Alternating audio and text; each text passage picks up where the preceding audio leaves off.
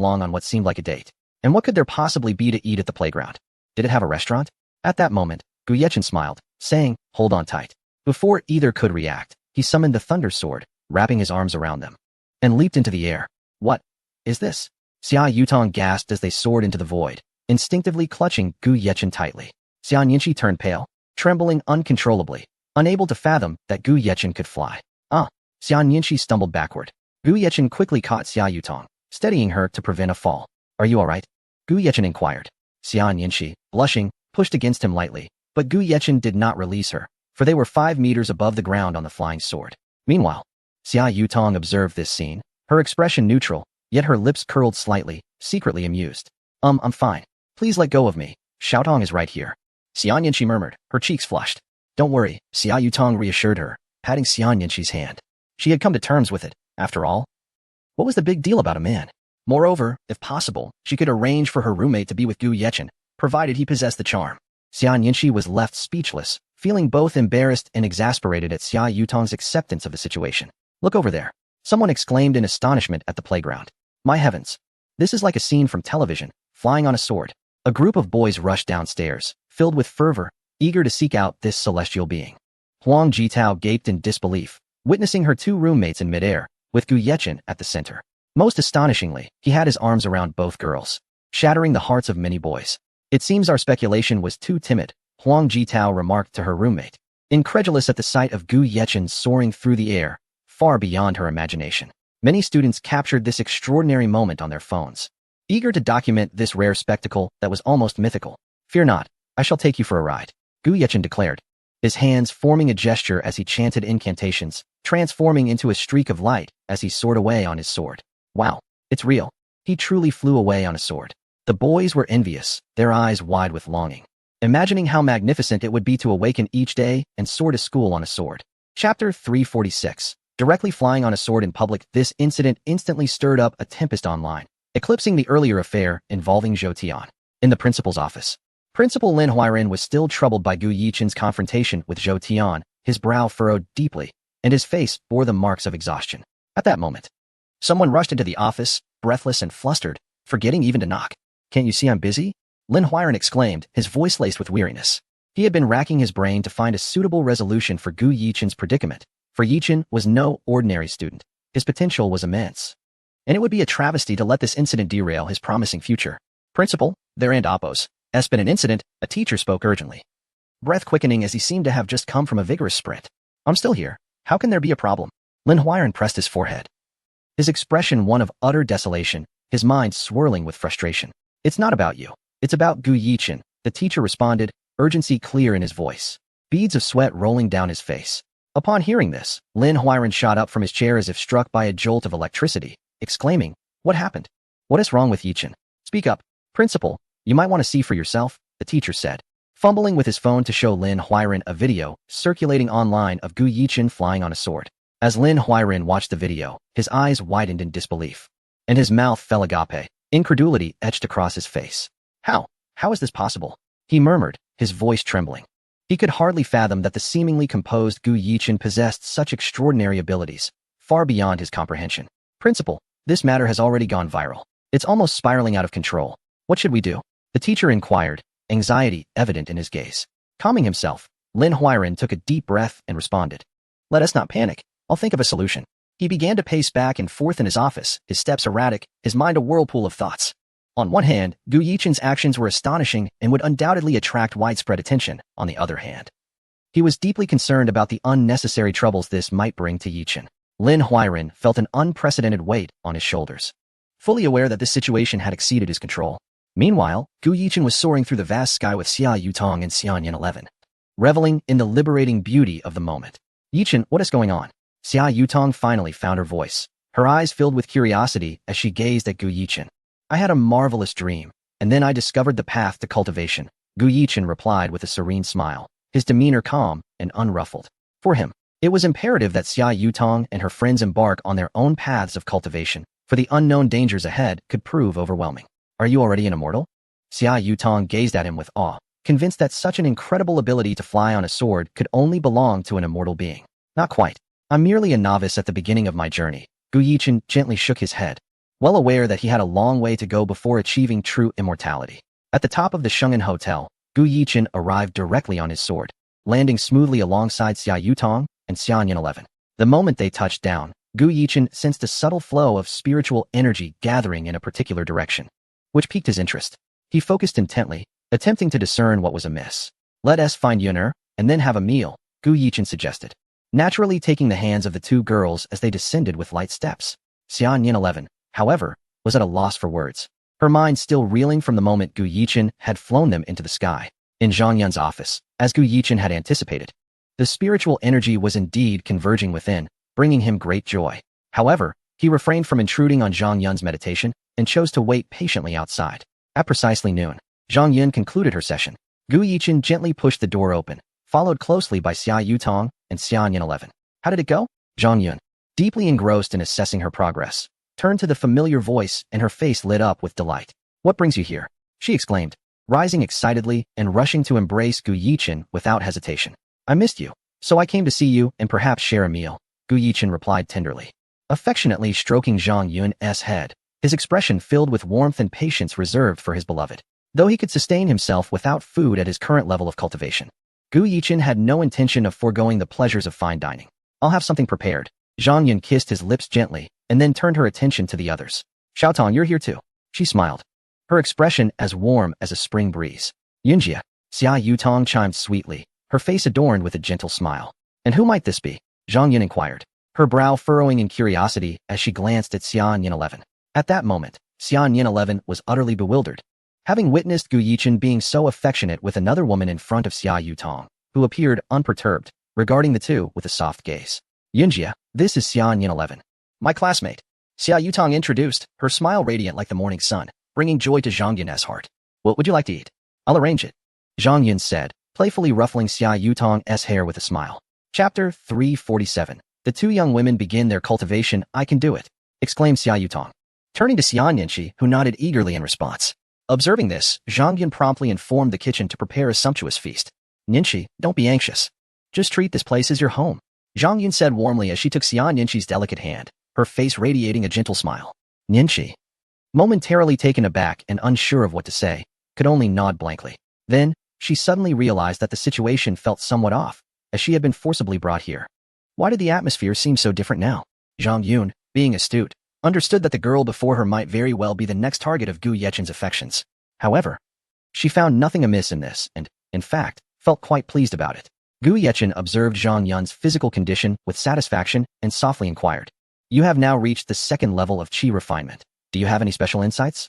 With a slight tilt of her head, Zhang Yun closed her beautiful eyes and pondered for a moment before responding. I feel that my body and perception have undergone tremendous changes, allowing me to sense everything around me with greater clarity and acuity. Additionally, while cultivating, it has become easier to perceive spiritual energy, which seems more abundant than before. My heart feels particularly calm and peaceful, as if I am transcending the mundane world. Upon hearing this, Gu Yechen immediately began to circulate his energy, confirming that indeed, the spiritual energy had increased slightly. It seemed the prophecy of impending disaster a year from now was not mere superstition, as the spiritual energy had indeed become more plentiful. This is a promising beginning, he remarked with a smile, but the path of cultivation is long and arduous. One must not be overly eager for immediate results or pursue greed recklessly. Gu Yechen had not anticipated Zhang Yun's exceptional talent for cultivation. Through her own exploration, she had broken through to the second level in just a few days. If the spiritual energy were extremely abundant, her pace of cultivation would be astonishing. At that moment, a hotel staff member gently knocked and entered, methodically bringing out dish after dish. Each exquisite dish, like a work of art, adorned the table, filling the air with tantalizing aromas.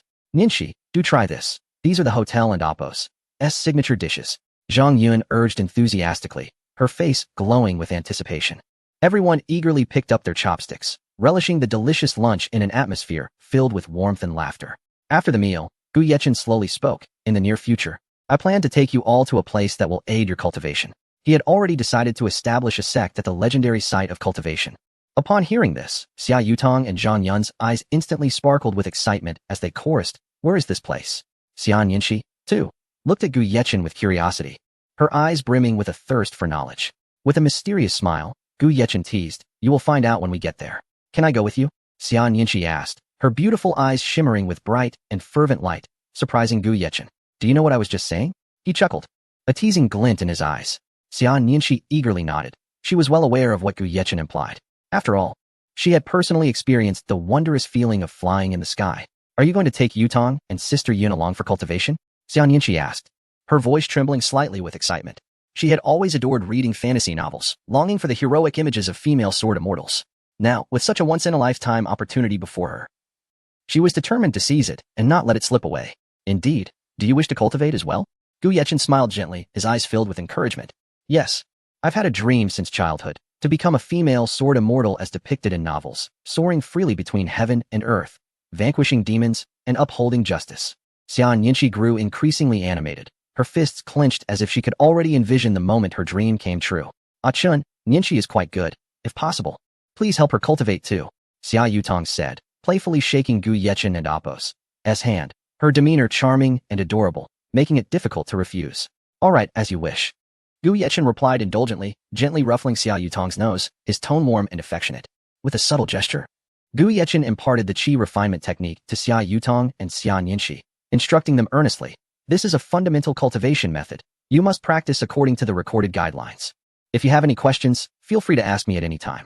The two nodded solemnly before closing their eyes and sitting cross-legged, instantly entering a state of cultivation. Circulate the technique and sense the spiritual energy, Gu Yechen reminded them softly once they were settled. How are they doing? Zhang Yun inquired quietly, watching the two. That depends on whether they can successfully sense the flow of spiritual energy. Cultivation is a personal journey, and I can only offer guidance and suggestions, Gu Yechen replied, lowering his voice while closely observing the two in their practice. Before long, Gu Yechen perceptibly sensed wisps of spiritual energy beginning to drift toward them, prompting a faint smile of satisfaction on his face. This indicated that the two had begun to sense the spiritual energy and were already circulating their technique to absorb it. Circulate the technique to allow the spiritual energy to flow through your meridians and ultimately gather in your dantian. Gu Yechen continued to guide them, his voice steady. 2 hours later, the two concluded their cultivation. Their overall demeanor had shifted slightly, although they had not yet broken through to the first level of qi refinement, which was quite normal. However, judging by their state, they were merely a step away from a breakthrough. You both performed admirably, and your talents are commendable. The qi refinement technique, as the most basic method, can lead you to the peak of qi refinement. Subsequent cultivation will depend on your respective spiritual roots to determine the appropriate techniques, Gu Yechen said with a smile. At present, he had no surplus techniques to offer, so this was the best arrangement he could make. Really? The two exclaimed, nearly jumping with excitement, their faces lighting up with radiant smiles. Yechen, when can I fly on a sword like you? Xian Yinshi clutched Gu Yechen's clothing, her face alight with eagerness and her eyes sparkling with longing. That's still far off. You should focus on your cultivation and studies first, Gu Yechen replied, somewhat surprised by Xian Yinshi's lively and eager demeanor, as she usually appeared aloof. Xian Yinshi then realized she was still clutching Gu Yechen's clothing and quickly released her grip, a blush spreading across her face. She softly murmured, studying is nowhere near as fun as cultivating. You little rascal. Gu Yechen chuckled, reaching out to ruffle her hair. In that moment, Xian Yinshi's face flushed a deeper shade of red, evoking an irresistible desire to tease her further. Chapter 348. The unforgettable Chun Yu Xia Yutong observed the scene with a sense of anticipation, curious about the unique dynamics that might unfold between Gu Yechen and Xian Yinshi.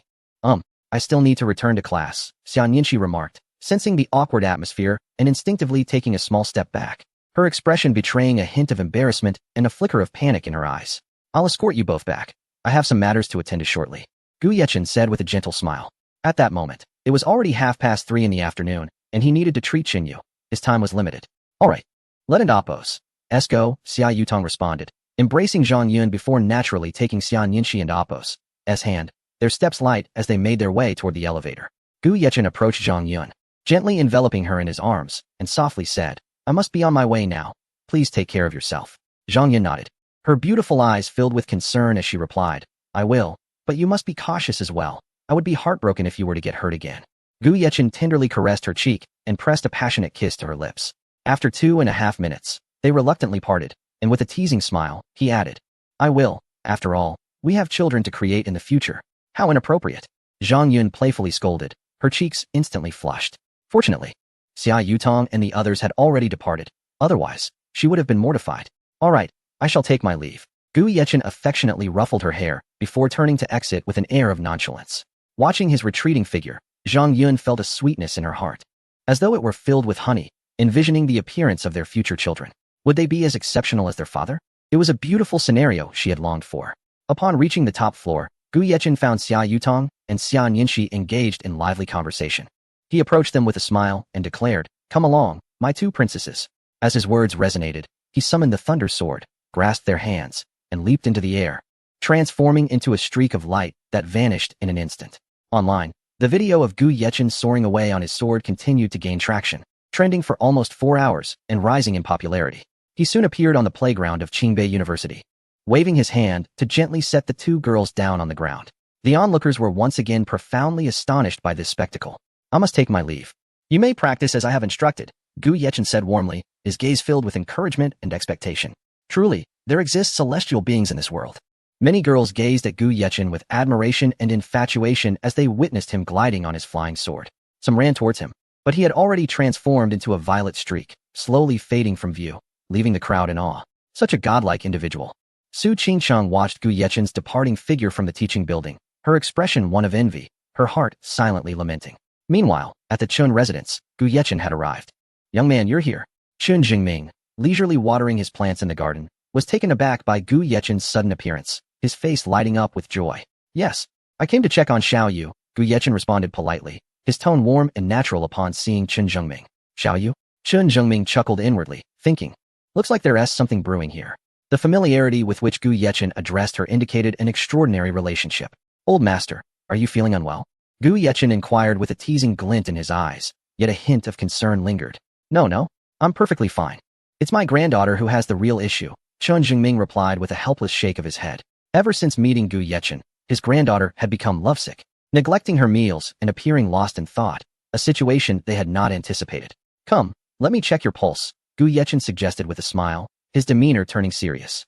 "Very well." Chun Jingming led Gu Yechen into the living room, skillfully preparing a fragrant cup of tea before extending his hand, his eyes brimming with trust. Gu Yechen placed his fingers on the old man's wrist. With his abilities, he could discern any ailments at a glance.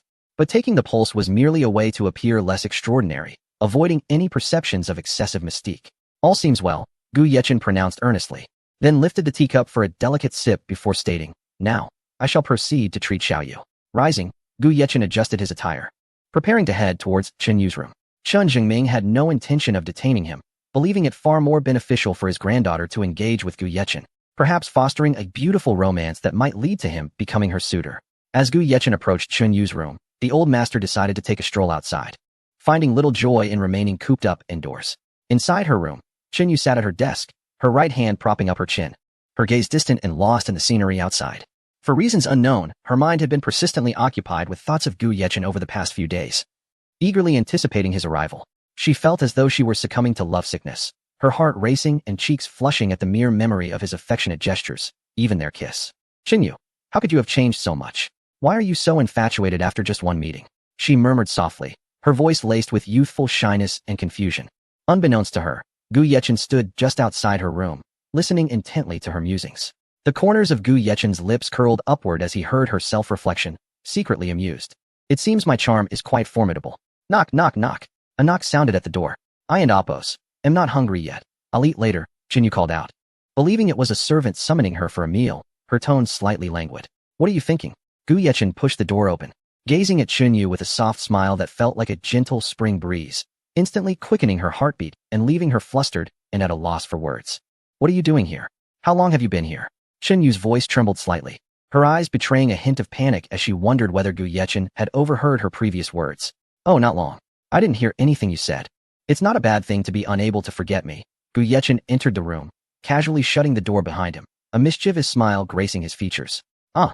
Chen Yu covered her eyes, realizing Gu Yechen must have heard her words, her cheeks burning with embarrassment. "Don't worry, no one else heard. I'm here to treat you," Gu Yechen reassured her with a smile, attempting to ease her discomfort. "Ah, okay," Chen Yu replied, her face still flushed as she began to slowly remove her outer garment, revealing her fair skin. Chapter 349. The second treatment. "What are you doing?" Gu Yechen inquired, his gaze fixed upon Chun Yu's exquisitely beautiful back, a flicker of feigned confusion dancing in his eyes. Though it was a mere pretense, he still felt the need to maintain appearances. "What?" Chun Yu paused momentarily, then continued with a hint of perplexity in her voice. "Sn and Apos. Tea at the same as before?" Her autumn-like, enchanting eyes revealed a trace of bewilderment. The previous treatment had indeed required her to shed her top, so she hadn't thought much of it. However, this time seemed to carry a different air. What are you thinking about? Gu Yeqing gently traced her back with his fingertip, the delicate touch causing Chinyu to tense up instantly, goosebumps erupting across her skin. What are you doing? Chinyu trembled slightly, her voice quivering in response to Gu Yeqing and Apos' actions. She was, after all, an innocent girl. Why must she endure such heart-fluttering moments? Am I not allowed to admire the beauty of your back? Gu Yeqing teased, his tone laced with playful intrigue, leaving an enigmatic impression. Fine, but please don't be reckless, Chinyu replied, her cheeks flushed, resembling a ripe apple, tempting and vibrant. She appeared somewhat uneasy, caught in the tension of the moment. All right, I won't tease you any longer. Please lie down. Gu Yeqing's demeanor shifted to one of seriousness, his expression becoming meticulous, as though he had transformed into a different person entirely, exuding a professional aura that instilled confidence. Chinyu nodded, obediently lying down on the bed. Yet her heart raced uncontrollably. The boy she had longed for was right behind her, and with her top removed, she felt exposed, engulfed in shyness. Gu Yeqing began to retrieve silver needles, this time employing not merely his qi, as he had now become a practitioner, utilizing his spiritual energy. The silver needles seemed to come alive in his hands, dancing gently before he precisely inserted them into Chinyu and Apos' acupoints. Chinyu shivered slightly, biting her lip as she braved the pain.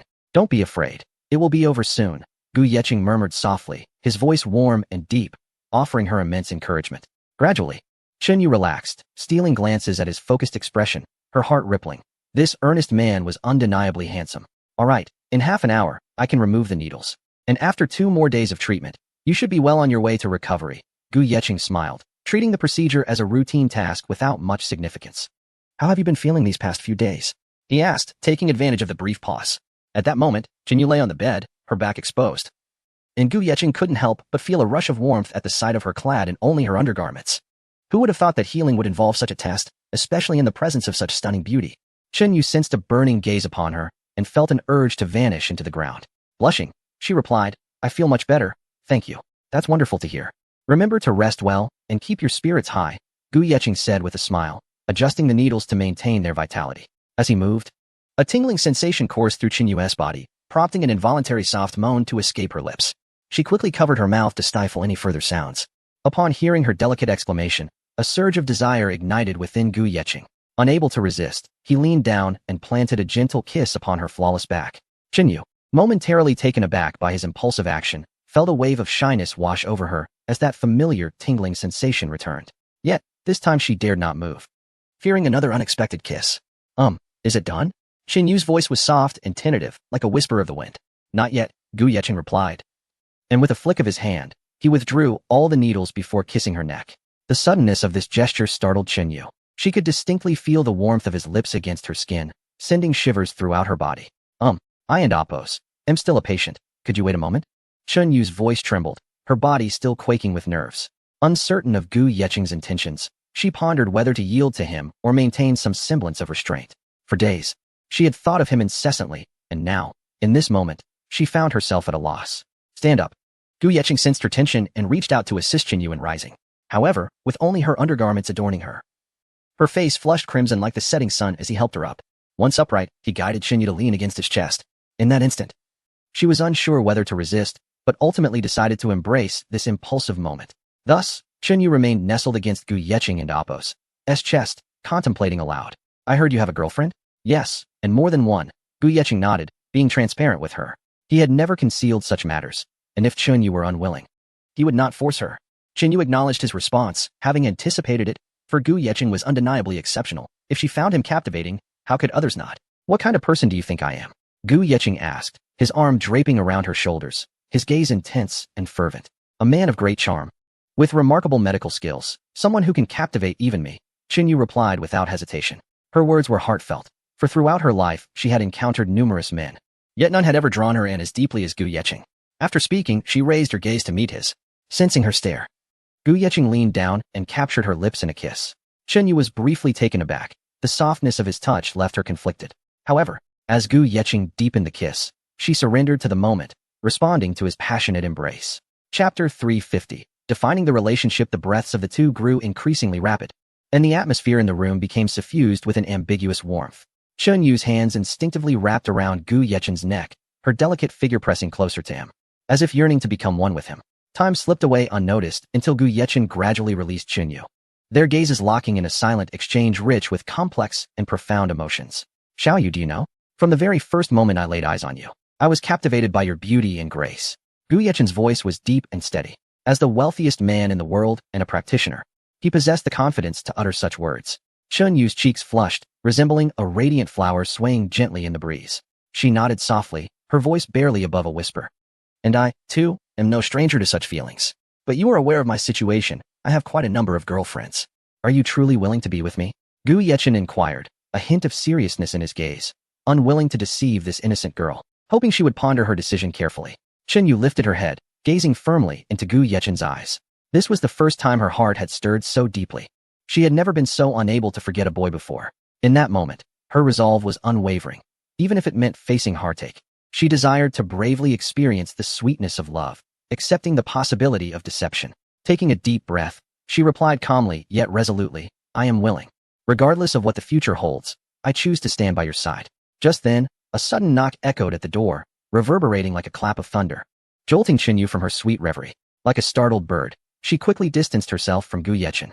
Xiaoyu, may I come in? Called a concerned voice from outside, the voice of Grandpa Chun. Flustered, Chun Yu hastily adjusted her clothing, her heart pounding, and said, Grandpa, wait a moment. Gu Yechen stood awkwardly nearby, yet a faint smile graced his lips. Once she composed herself, Chun Yu took a deep breath to steady her racing heart and said, Grandpa, you may enter. As Grandpa Chun entered the room and observed Chun Yu's slightly flustered demeanor, he seemed to grasp the situation, a comforting smile spreading across his face. The wrinkles etched by time on his face appeared to ease, radiating genuine joy. It seems I have arrived at an inopportune moment, he remarked with a chuckle, his eyes filled with affection and playful teasing. Chun Yu's face grew even redder, resembling a ripe apple, while Gu Yechen coughed awkwardly, attempting to mask his embarrassment. Old sir. The second treatment has been completed, and the results are promising. That's good, that's good. Grandpa Chen nodded repeatedly, his caring gaze resting on his granddaughter, his prior worries alleviated. Observing the current situation, it appeared the two young individuals had made significant progress, which brought him further delight. Gu Yechen presented a precious tea leaves package to Chen Zhengming, saying, Old sir, this is for you. Puzzled, Chen Zhengming accepted the gift, sniffing it gently. What is this? It seems to have a unique tea fragrance. Gu Yechen Kuden and Appos. Tea help but admire the elders and Appos. Keen sense of smell. With just a gentle whiff, they could identify the tea. Indeed, it contains tea leaves, a gift for you. Gu Yechen replied with a confident smile. He then accompanied Chen Zhengming downstairs, with Chun Yu following closely behind Gu Yechen, like a little bird seeking companionship. Her heart brimmed with joy, though uncertain if her choice was right or wrong. The mere prospect of establishing a relationship with the boy who made her heart flutter felt worthwhile. Upon reaching the ground floor, Chen Zhengming unwrapped the exquisite packaging, revealing 5 delicate tea leaves nestled within. I say, Gu lad, is this all the tea you have? It and Appos. Barely enough for one brew, he remarked, somewhat speechless, initially expecting something more grand from the elegant packaging, only to be met with disappointment. Old man, don't underestimate it. This tea is unique to me. You won't find another like it. Gu Yechen's expression turned serious, for the tea was no ordinary commodity. Oh, Chen Zhengming pondered Gu Yechen and Appos' words before carefully opening the tea leaves. A rich and alluring fragrance instantly filled the living room, invigorating the senses and uplifting the spirit. Gu lad, what is this tea? Chen Zhengming exclaimed, astonished. Having lived long and tasted countless renowned teas, he had never encountered one that exuded such a captivating aroma even before brewing. This truly deserved the title of the world's finest tea. No wonder you claim it to be unique. With such an exquisite fragrance, it must be the best tea discovered to date. Indeed, only you possess it. That is certain. My items are undeniably one of a kind, Gu Yechen declared with absolute confidence, without a hint of hesitation, for this was a premium product from the system. Incomparable in quality. How do we brew it? Chen Zhengming asked eagerly, impatient to experience the taste of this purportedly world-class tea. Quite simple. Crush the tea leaves. Place them in the teapot, and pour in boiling water to brew, Gu Yechen explained patiently, guiding Chen Zhengming through the brewing process. Following Gu Yechen and Appos' instructions, Chen Zhengming began to prepare the tea. As he crushed the leaves, an even richer aroma wafted from his fingers. With the addition of boiling water, the fragrance blossomed like mist, filling the air. Chen Yu inhaled the delightful scent, her previously tense mood instantly relaxing. How is it? Gu Yechen inquired with a gentle smile. Watching as Chen Zhengming and Chen Yu tasted the tea, his heart filled with anticipation despite his confidence. Exceptional. I have never tasted such exquisite tea, Chen Zhengming marveled, his eyes gleaming with surprise and admiration. Chen Yu, equally astonished, had always been discerning about tea and had never encountered anything so delightful. This tea? Chun Zhengming couldn't help but express his curiosity and affection for the leaves. Fear not, with you around, there will surely be more, though the stock is limited, Gu Yechen said, taking Chun Yu's delicate hand in his gaze filled with tenderness and affection. Chapter 351.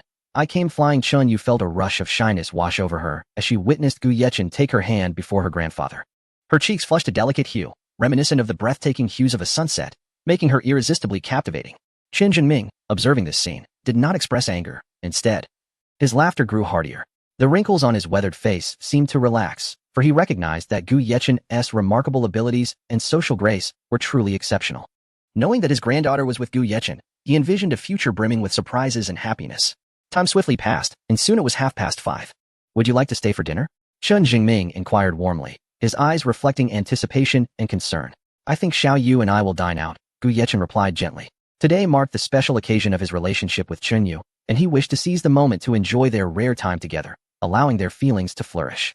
Chun Jingming nodded with a smile, saying, then enjoy yourselves, and do be careful. With that, he turned and left, his somewhat hurried retreat leaving an enigmatic impression. Chun Yu felt utterly embarrassed, acutely aware of her grandfather's implications. This was only their second meeting. Did her grandfather truly perceive her as a woman so eager? The thought deepened her blush, akin to a ripe cherry. Gu Yechen smiled softly, his warmth and charm evident. He then gently pressed his lips against Chun Yu's. A tender and heartfelt gesture. Their relationship was progressing rapidly. Having kissed multiple times on their second meeting, the next step seemed inevitable. Though Gu Yechen was not in a rush. Let us depart. Gu Yechen chuckled lightly, his voice brimming with joy and satisfaction. He looked at the stunning beauty before him, feeling content. In this moment, he comprehended why affluent men often had numerous women around them, much like ancient emperors with their throngs of beauties. Beautiful women were always a delight to behold, and Qin Yu's grace and charm stirred his heart profoundly. Qin Yu obediently followed Gu Yechen, heading towards the garage. She turned to him with a smile and asked, Didn't you drive here? Oh, well, I came flying, Gu Yechen replied with a slight smile, gesturing mysteriously towards the sky. Qin Yu was puzzled, her brows furrowing. What did he mean by came flying? Could it be that Gu Yechen arrived by helicopter? Yet, she heard no sound. After a brief moment of confusion, she looked at Gu Yechen with wide eyes, hoping for an explanation. Shall we go? Gu Yechen, noticing her sudden bewilderment, chuckled softly. He then summoned his flying sword. A flash of light enveloped them, and in an instant, they transformed into a streak of brilliance, vanishing from their location. Chen Yu was taken aback by this sudden occurrence, instinctively clutching Gu Yechen tightly, their bodies pressed closely together. Gu Yechen could distinctly feel the warmth of her form against him, stirring a subtle reaction within. What's wrong? Gu Yechen asked. Concern mingled with a hint of teasing in his gaze. Is this what you meant by flying? Chen Yu squinted one eye open, realizing they were airborne. The wind howling around them, yet seemingly separated by an unseen force. Panic surged within her, her heart raced, fearing a fatal plunge just as she had begun to develop feelings for this man. Indeed, that is how I came to find you just now, Gu Yechen reassured her, gently stroking her hair to soothe her anxiety. Is this akin to the sword-flying scenes in television? Can it truly happen in reality? Are you a celestial being? Qin Yu, regaining her composure, gazed at Gu Yechen with curiosity and astonishment. In a year, this world will undergo significant changes. Strange events will begin to manifest, making sword-flying less extraordinary. Gu Yechen replied softly, his eyes deep and starry, captivating Qin Yu. Is it possible that the spiritual energy will awaken in this world? Qin Yu inquired, intrigued, as she had often encountered such narratives in novels. Indeed, the spiritual energy has already begun to revive, albeit slowly. Yet, it is on its way, Gu Yechen stated solemnly, his handsome features reflecting the gravity of the situation. He was uncertain of the severity of the events to come, with the future shrouded in uncertainty and unpredictability, and could only take it step by step, striving to confront whatever lay ahead. Can I also cultivate? Qin Yu asked, her eyes filled with hope and longing. I cannot say for certain, but I can teach you the most fundamental cultivation techniques, as that is all I currently possess, Gu Yechen responded earnestly. In a future fraught with uncertainty, having another person to cultivate alongside him would bolster their strength and chances. Before long, they arrived at an elegant Western restaurant. The ambience was soft and inviting, akin to moonlight pouring in, with melodious music creating a romantic and warm atmosphere. What would you like to eat? Gu Yechen offered the menu to Qin Yu, his gaze filled with tenderness. Qin Yu gently accepted the menu, perusing its contents.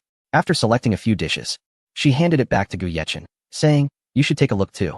Gu Yechen took the menu, deftly ordering several dishes along with a bottle of aged red wine.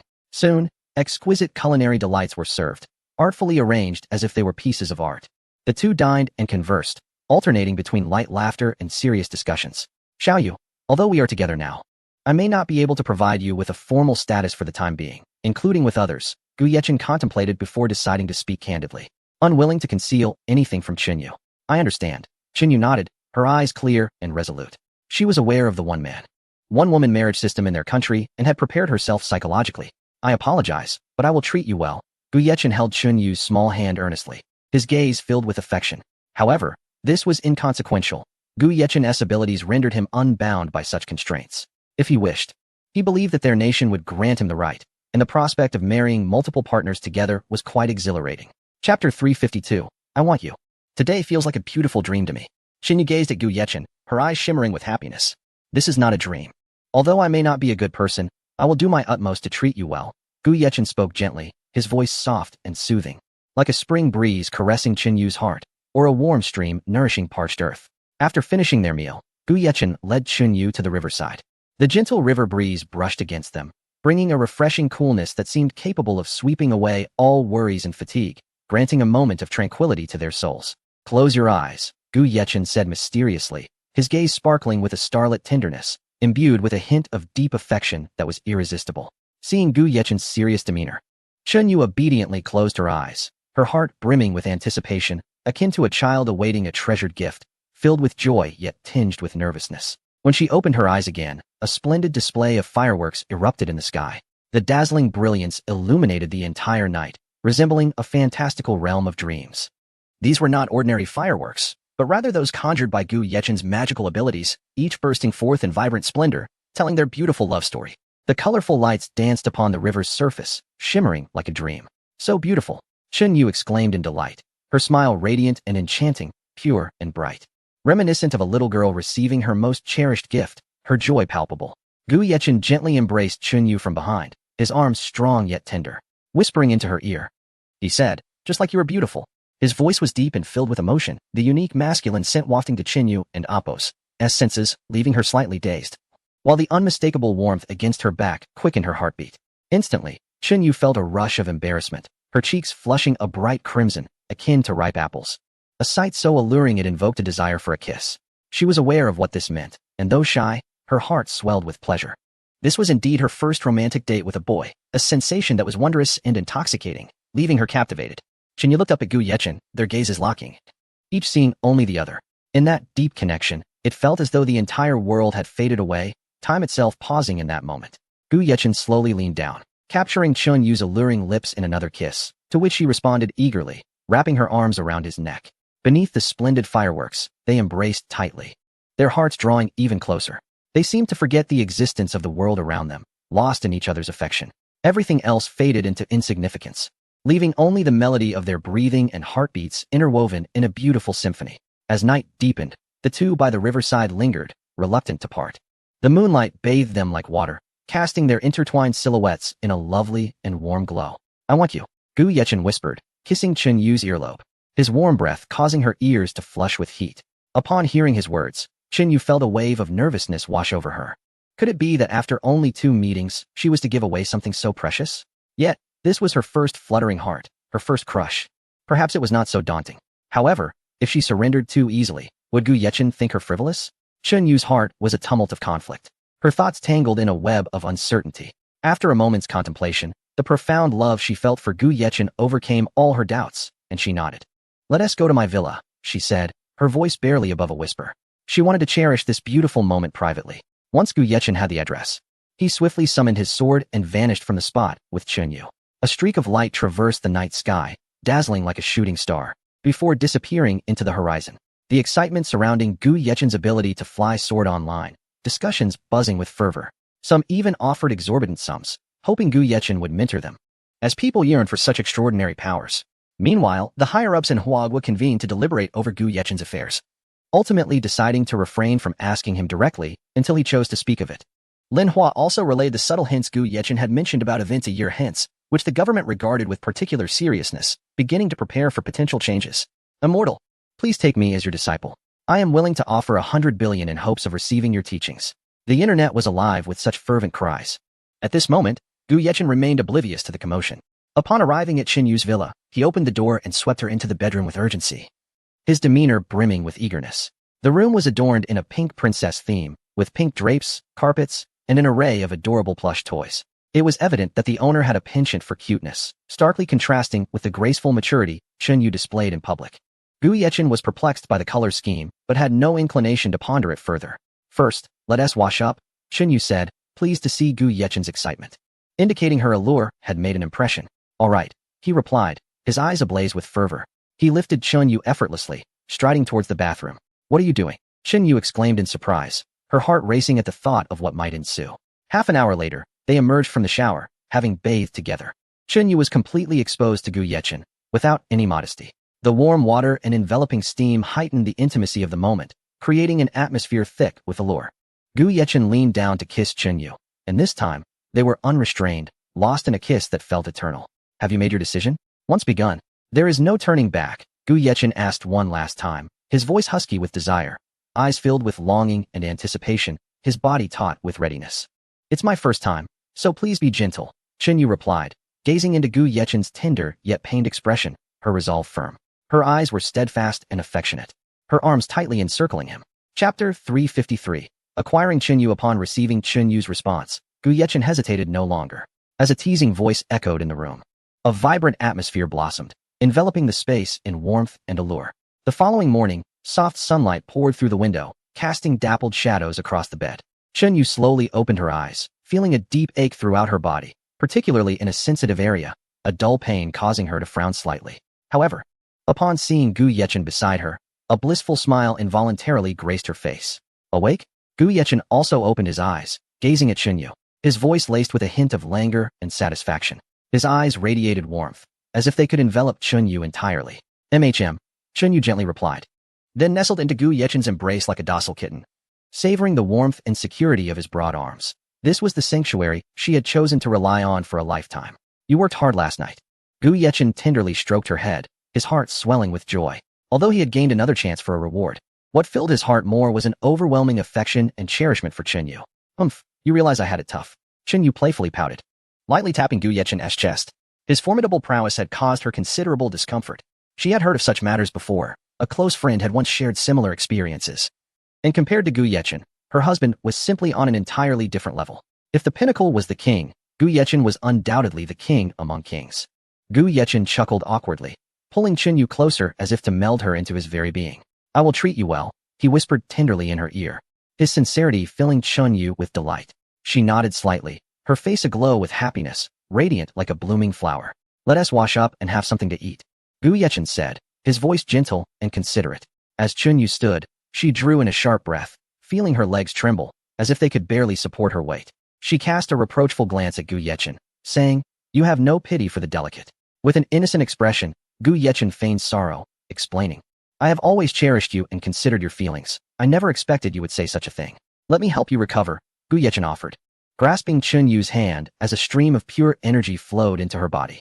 This warmth washed over her, gradually alleviating her discomfort, allowing her to feel rejuvenated. Is this a spell? Chunyu asked curiously, her eyes sparkling with intrigue. Indeed, I shall impart it to you now, Gu Yechen replied, nodding.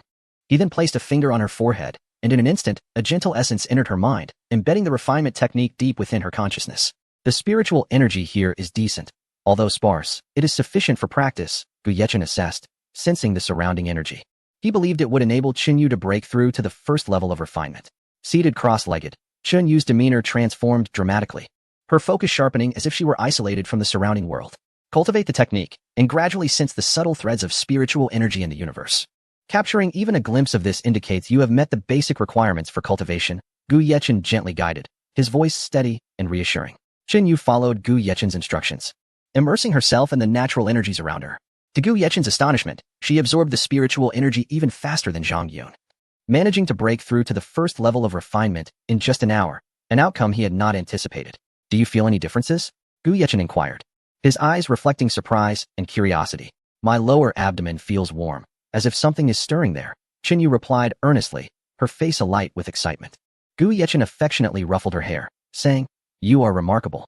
His tone brimmed with praise and encouragement. Really? Chunyu exclaimed, her eyes wide with anticipation. She wondered if this indicated her exceptional talent. Absolutely. To break through to the first level of refinement in just an hour in such a resource-scarce era demonstrates your extraordinary aptitude, Gu Yechen affirmed, planting a gentle kiss on her forehead as a reward. Can I teach my family to cultivate? Chenyu hesitated, her eyes betraying a hint of concern that her request might displease Gu Yechen. Of course, Gu Yechen replied, playfully pinching her cheek with a smile. He pondered whether Chenyu and Appo's unique family background might have contributed to her rapid advancement. Her lineage, a distinguished military family spanning 4 generations, imbued her with a resolute spirit. You may teach your family, but it's imperative that no one else learns of this, Gu Yechen cautioned, his expression serious, fully aware of the gravity of the situation. Rest assured, I understand the importance of discretion. Chenyu nodded solemnly, fully aware of the stakes involved. How does your body feel?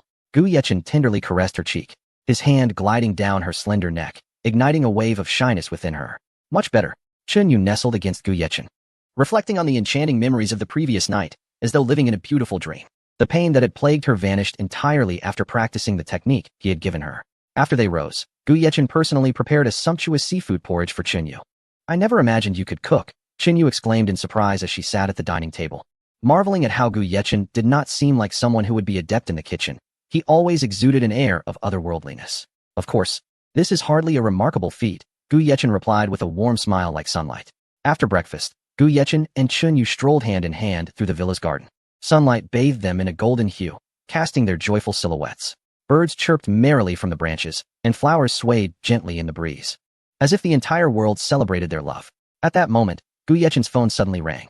Chapter 354, The Man in Black. Hello? Gu Yechen glanced at the unfamiliar number, a frown creasing his brow as a flicker of suspicion welled up within him. He answered the call, bringing the receiver to his ear. Mr. Gu, greetings. An urgent matter requires your attention. The voice on the other end was laced with anxiety, akin to flames licking at one's heels. Gu Yechen's brow furrowed deeper, a glint of wariness flashing in his eyes as he pondered. How does this person know my identity? This situation seems far from simple. Who are you? Gu Yechen inquired, his tone tinged with a barely perceptible caution. I am from the Dragon Team. There is an urgent matter that necessitates your intervention. The urgency in the voice grew more pronounced, time slipping away like sand through fingers. Gu Yechen paused momentarily, a myriad of thoughts racing through his mind. Yet he swiftly regained his composure. The Dragon Team indeed had access to his contact information. This was their first outreach after all this time, and it was unlikely they would have called unless the situation was dire. Speak. What is it? Gu Yechen's tone shifted, becoming gravely serious, reminiscent of a general preparing to enter the fray. A mysterious force has infiltrated our nation. The members of the Dragon Team are currently occupied with other missions and cannot respond immediately. Furthermore, this force is not far from your location, the voice conveyed, thick with anxiety, as if bearing the weight of a great mountain. Understood. Send me the location, Gu Yechen replied with a nod, his resolve unwavering. While this was not an insurmountable issue, it certainly warranted his utmost attention. After all, any threat to national security must not be underestimated. He turned to Chenyu, his gaze filled with regret. I have matters to attend to and must leave. Go ahead. The matter is of utmost importance, Chenyu replied, understanding and supportive, though her eyes betrayed a hint of reluctance. Her bright gaze sparkled like stars, filled with unspoken concern. Gu Yechen nodded, tenderly kissing Chenyu's forehead, as if this kiss could convey the entirety of his emotions. He then summoned his flying sword and transformed into a streak of light, heading towards his destination. Chenyu watched Gu Yechen's departing figure, silently praying for his safety, her eyes brimming with boundless care and anticipation. Gu Yechen soared through the skies, his figure like a bolt of lightning, swiftly arriving at the designated location. It was a secluded mountainous area, with undulating hills and dense woods, eerily desolate and suffocatingly silent. Gu Yechen surveyed the ground from above, initially finding nothing amiss. He then extended his consciousness, meticulously scanning every inch of land and every trace of energy in the vicinity.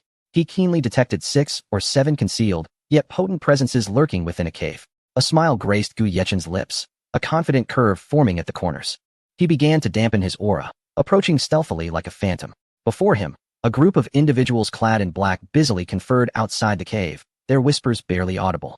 Only their eyes were visible, the rest of their bodies shrouded completely in darkness, a mysterious attire that immediately signaled their malevolent intent. In an instant, Gu Yechen appeared before them. Who are you? One of the black-clad figures barked in broken Chinese, their tone harsh, yet they refrained from attacking. Recognizing that Gu Yechen had approached undetected, perhaps intimidated by the formidable aura he exuded, Gu Yechen scoffed coldly, demanding, Who are you?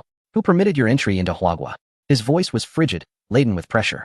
Bakayuru, a black-clad figure shouted, pointing at Gu Yechen in a flurry of incomprehensible words. Yet the piercing Baka Yuru resonated clearly with him. Sakura Nation? Seeking death, Gu Yechen's expression darkened, a wave of profound disdain and fury flashing in his eyes. The heinous acts of the Sakura Nation filled him with loathing. With a steely gaze, Gu Yechen unleashed an invisible wave of pressure. The black-clad assailants staggered back as if struck, one collapsing to the ground, blood erupting from his mouth. His gaze remained fixed on Gu Yechen, filled with hatred and resentment. Longing for vengeance. Who are you to dare lay hands on me? The Sakura Nation operative gasped, pinned by the overwhelming force, his head bowed in defeat. You are unworthy of knowing my identity, Gu Yechen replied icily. With that, he extended his hand, unleashing a surge of even greater pressure that descended like a mountain, obliterating the black-clad figure into a cloud of crimson mist. I am from Eagle Sauce Nation. You cannot harm me, or they will not spare you. Another black-clad figure stammered, his complexion pale with fright, his voice trembling. You wretches think yourselves formidable, yet you are nothing but dust, Gu Yechen retorted disdainfully. He then formed a hand seal, a powerful force erupting from him, enveloping the remaining black-clad figures. These individuals were all warriors of the 9th rank or higher. With one even at the 10th rank, their power formidable indeed. It was evident their infiltration held insidious intentions. Either surrender and disclose your motives, or perish. Gu Yechen's voice was icy, akin to a chilling wind from the depths of the abyss, instilling dread. His stern expression radiated lethal intent, unmistakably conveying his resolve to kill if they remained silent. Speak. Who are you? What brings you here? Gu Yechen demanded coldly. However, even under such immense pressure, the black-clad figures remained resolute, their lips sealed as if bound by unyielding discipline and unwavering conviction. Gu Yechen shook his head, realizing that conventional interrogation would yield no fruitful intelligence. He would need to employ more unconventional methods. Refusal to speak? Allow me to demonstrate that the civilization of Huaxia is not something you can compare to, Gu Yechen declared, and as his words fell, the previously serene weather transformed drastically. Storm clouds loomed, fierce winds surged, and thunder rumbled ominously in the sky. The black-clad figures began to tremble, their eyes reflecting fear and panic. The terrifying spectacle eclipsing their understanding and endurance. Gu Yechen's voice rang out coldly. What is a month's worth of money compared to your lives? Why sacrifice yourselves so? Chapter 355. The Eagle Nation's ambition to seize Mecca's. The crowd remained silent, their jaws clenched in a final act of defiance. Their resolute expressions declared their determination. Yet to Gu Yechen, it appeared merely as futile resistance. Without hesitation, he summoned thunder through his lightning technique. And a thick bolt descended from the heavens like an enraged silver dragon, wielding the power to obliterate. It struck a figure clad in black, causing him to collapse forward. His body instantly charred, releasing a noxious odor. The onlookers were stricken with terror, their faces as pale as parchment, their eyes brimming with despair. How is this possible? Gu Yechen smirked, though his smile bore no warmth, reminiscent of glacial ice, chilling to the bone. He harbored no pity for these foreign intruders, only a resolute determination to vanquish his foes. His gaze was frigid. Are you man or ghost? How can one summon lightning? Stammered the black-clad man, his body trembling and teeth chattering, his eyes wide with fear, utterly bewildered by the supernatural occurrence before him. Damn it, this must be the work of our Kimchi Nation. You Chinese are stealing our martial prowess. Another black-clad man cursed, his voice dripping with ignorance. His frantic outburst revealed his inner frustration and foolishness. Is there truly a person as detestable as those from the Cherry Blossom Nation? Gu Yechen's eyes glimmered with disdain for the Kimchi Nation. With that, he waved his hand, unleashing a formidable force that howled like a tempest, reducing the Kimchi man and Appo's body to a gruesome pulp, blood and flesh scattering. Such shameless individuals, who sought to usurp the culture and skills of the Huagua, were unworthy of existence. Who else wishes to perish? Gu Yechen's gaze swept over the remaining black-clad figures. His voice icy as frost, akin to a chilling wind from the abyss, instilling dread. His eyes were sharp as swords, and each black-clad man he fixed his gaze upon felt a shiver course up their spines. At that moment, one of the men could no longer bear the weight of his fear and trembled. I'll tell you, we were sent to find a mysterious treasure, said to possess immense power, capable of annihilating even our Eagle Nation's aircraft. A treasure? Gu Yechen furrowed his brow, deep in thought. Annihilating Eagle Nation's aircraft? Is that not the mechas we developed? Could it be that they came here covertly because of the mechas? The thought flitted through his mind. Speak. What treasure? Where is your target? Gu Yechen's voice was cold and devoid of emotion, as if interrogating a group of doomed souls. Simultaneously, Gu Yechen sensed the arrival of Huagua soldiers. Mr. Gu, Han Bing saluted upon entering the cave, his movements crisp and filled with respect. His gaze then shifted to the others, eyes reflecting seriousness and caution. It seems the Eagle Nation has caught wind of the mechas, Gu Yechen remarked, his expression grave, a glint of ferocity flickering in his eyes. This matter will inevitably come to their attention, Han Bing stated matter-of-factly, his tone calm, yet tinged with resignation regarding the situation.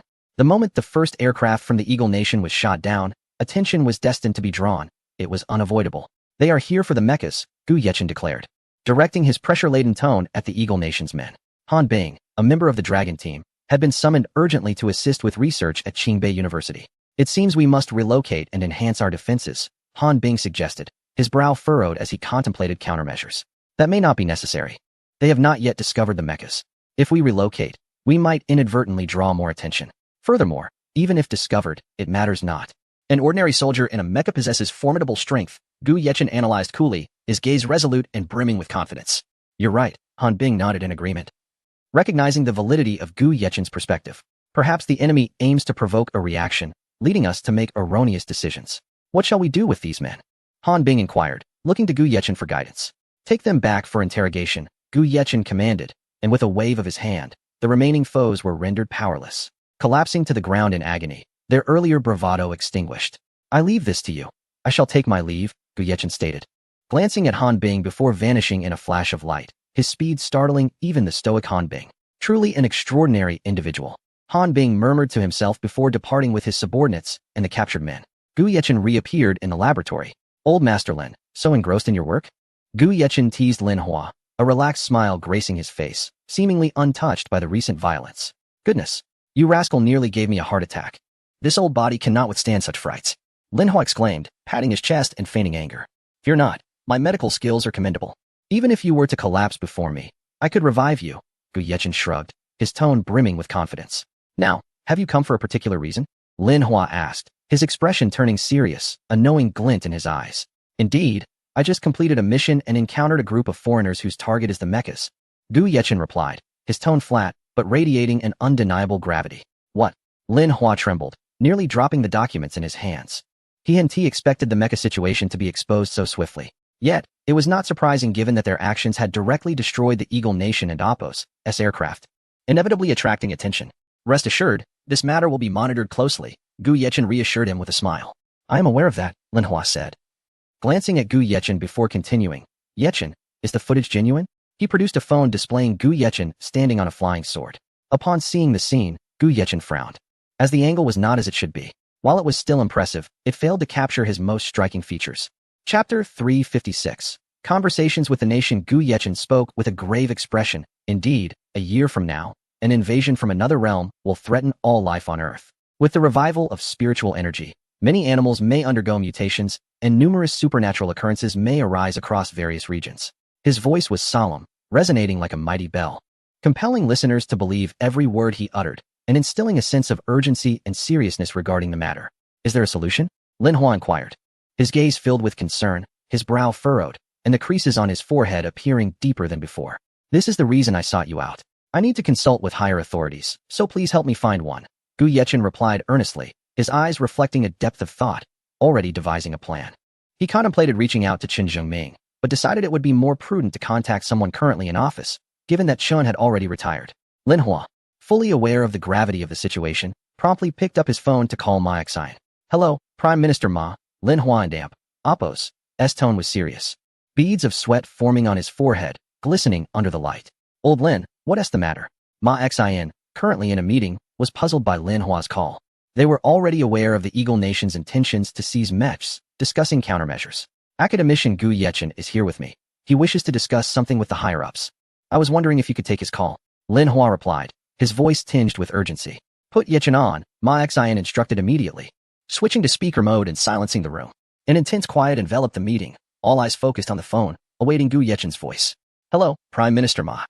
This is Gu Yechen. His tone remained steady, unwavering as a mountain before an impending avalanche. Yechen, I hear you have matters to discuss? I am in a meeting. But if it's urgent, please speak. The Dragon Lord is present as well, and decisions can be made on the spot if necessary, Ma Xine stated, his expression becoming more serious, his eyes reflecting focus and determination. All right, what I am about to say may sound somewhat surreal, but I assure you it is entirely accurate. Gu Yechen paused before continuing. The world and Appos' spiritual energy is beginning to revive, and a disaster will befall us in a year. You must have seen my video. It is all true. His voice echoed in the meeting room, causing everyone to hold their breath as if they were listening to the decree of fate. Indeed, Ma Xian replied, a flicker of resolve crossing his eyes. He was ready to face the challenges ahead. With the revival of spiritual energy, changes will undoubtedly occur in this world, so we must prepare in advance to avert a greater disaster a year from now. Moreover, during this revival, animals may also undergo anomalies. Thus, I propose establishing a cultivation sect, Gu Yechen stated gravely. We will impart the ways of cultivation. Anyone with the right disposition can attempt to cultivate. His gaze was steadfast, peering into the distance, as if transcending time to glimpse the future. I concur with your proposal. The nation will provide full support. Whatever you need, the state will back you wholeheartedly. The Dragon Lord spoke, his voice booming like the sound of war drums, instilling immense confidence and encouragement. Gu Yechen felt a wave of relief wash over him. As long as the nation believed in him, he could secure system rewards and bolster his chances against the impending disaster. Thank you for the trust, esteemed leaders, he replied earnestly, gratitude and determination resonating in his voice. Please elaborate on your plans and the resources you require, Ma Xian requested, taking out a notebook to record Gu Yechen's needs. Nodding, Gu Yechen began to outline his vision. Firstly, I require a location rich in spiritual energy as the foundation for the sect. I have chosen Kunlun Mountain for this purpose. Kunlun has been shrouded in mystery since ancient times, possessing abundant spiritual energy and formidable terrain that is easy to defend yet hard to attack. Secondly, I will need a substantial amount of cultivation resources, which will undoubtedly emerge with the revival of spiritual energy. However, initially, we require significant funding to gather and stockpile these resources. The more financial support we can secure, the better, as it will be essential for researching and developing new cultivation methods and equipment. Furthermore, I need a cadre of talented individuals to assist in managing and educating disciples, as well as a selection of exceptional soldiers to assess their qualifications for potential special circumstances arising from the revival of spiritual energy. Gu Yechen articulated clearly, his demeanor earnest. Ma Xian and the Dragon Lord listened intently, nodding in agreement. Understood, we will expedite the arrangements for funding and personnel, the Dragon Lord asserted decisively, showcasing formidable decision-making prowess. We must maintain confidentiality regarding this matter. We cannot allow other nations to become aware, so I hope you can make decisions swiftly. We will take that into consideration. The Dragon Lord replied, his expression remaining relatively unchanged, yet his eyes narrowed slightly, already contemplating measures for secrecy. Moreover, if the Dragon Lord decides on subsequent actions, it would be prudent to enhance public awareness regarding the revival of spiritual energy and the impending catastrophe, preparing the populace mentally while also identifying those with potential and willingness to cultivate. However, should there be no decision to close borders and expel all foreigners, this matter will have to be postponed, as I harbor no trust in foreign intentions, Gu Yechen added cautiously, his face a mask of prudence. The Dragon Lord nodded in acknowledgement. Although unspoken, he comprehended Gu Yechen and Appo's underlying message. After concluding the call, Gu Yechen glanced at Lin Hua, observing the progress on the mech research, which was advancing swiftly, having taken on a preliminary model. This was undoubtedly due to mobilizing more personnel, crafting for mech simultaneously, with enhanced performance and larger capacities. Excellent. If we could develop portable single-person equipment, it would be even more convenient, Gu Yechen remarked lightly, his gaze sweeping over the mech model, his mind already envisioning future combat scenarios, as not everyone would possess the ability to cultivate. Ordinary individuals could still rely on mechs for survival. This statement struck like a thunderbolt, enlightening several professors who had been fixated on developing colossal mechs with combat capabilities, neglecting the significance of single-person equipment. We appreciate your guidance, several professors acknowledged, smiles of newfound inspiration gracing their faces, though time was not on their side. Gu Yechen then departed, soaring towards Kunlun Mountain, determined to find the ideal location for their foundation, with Kunlun being the unequivocal first choice. Chapter 357 Warning to the Eagle Country. Speak up, Night Dust. How shall we proceed with this matter? The Dragon Lord inquired, his tone grave and his gaze piercing, scanning each individual present with an air of anticipation and caution, quietly awaiting their opinions. The decision at hand was of paramount importance, influencing the future trajectory of the nation. He personally leaned towards sealing the borders and establishing various facilities nationwide, preparing earnestly for significant events that might transpire a year hence. Though we cannot yet confirm Night Dust's assertions, his ability to soar through the skies in a sword-like manner suggests he is no ordinary individual. Perhaps something monumental is indeed on the horizon. It is wiser to err on the side of caution. Regardless, we must prepare. Ma Xian's expression was somber, his brow furrowed and his eyes resolute. His hands were clasped on the table, leaning slightly forward, revealing his inner determination. If we close our borders, will we not find ourselves in a predicament akin to the past?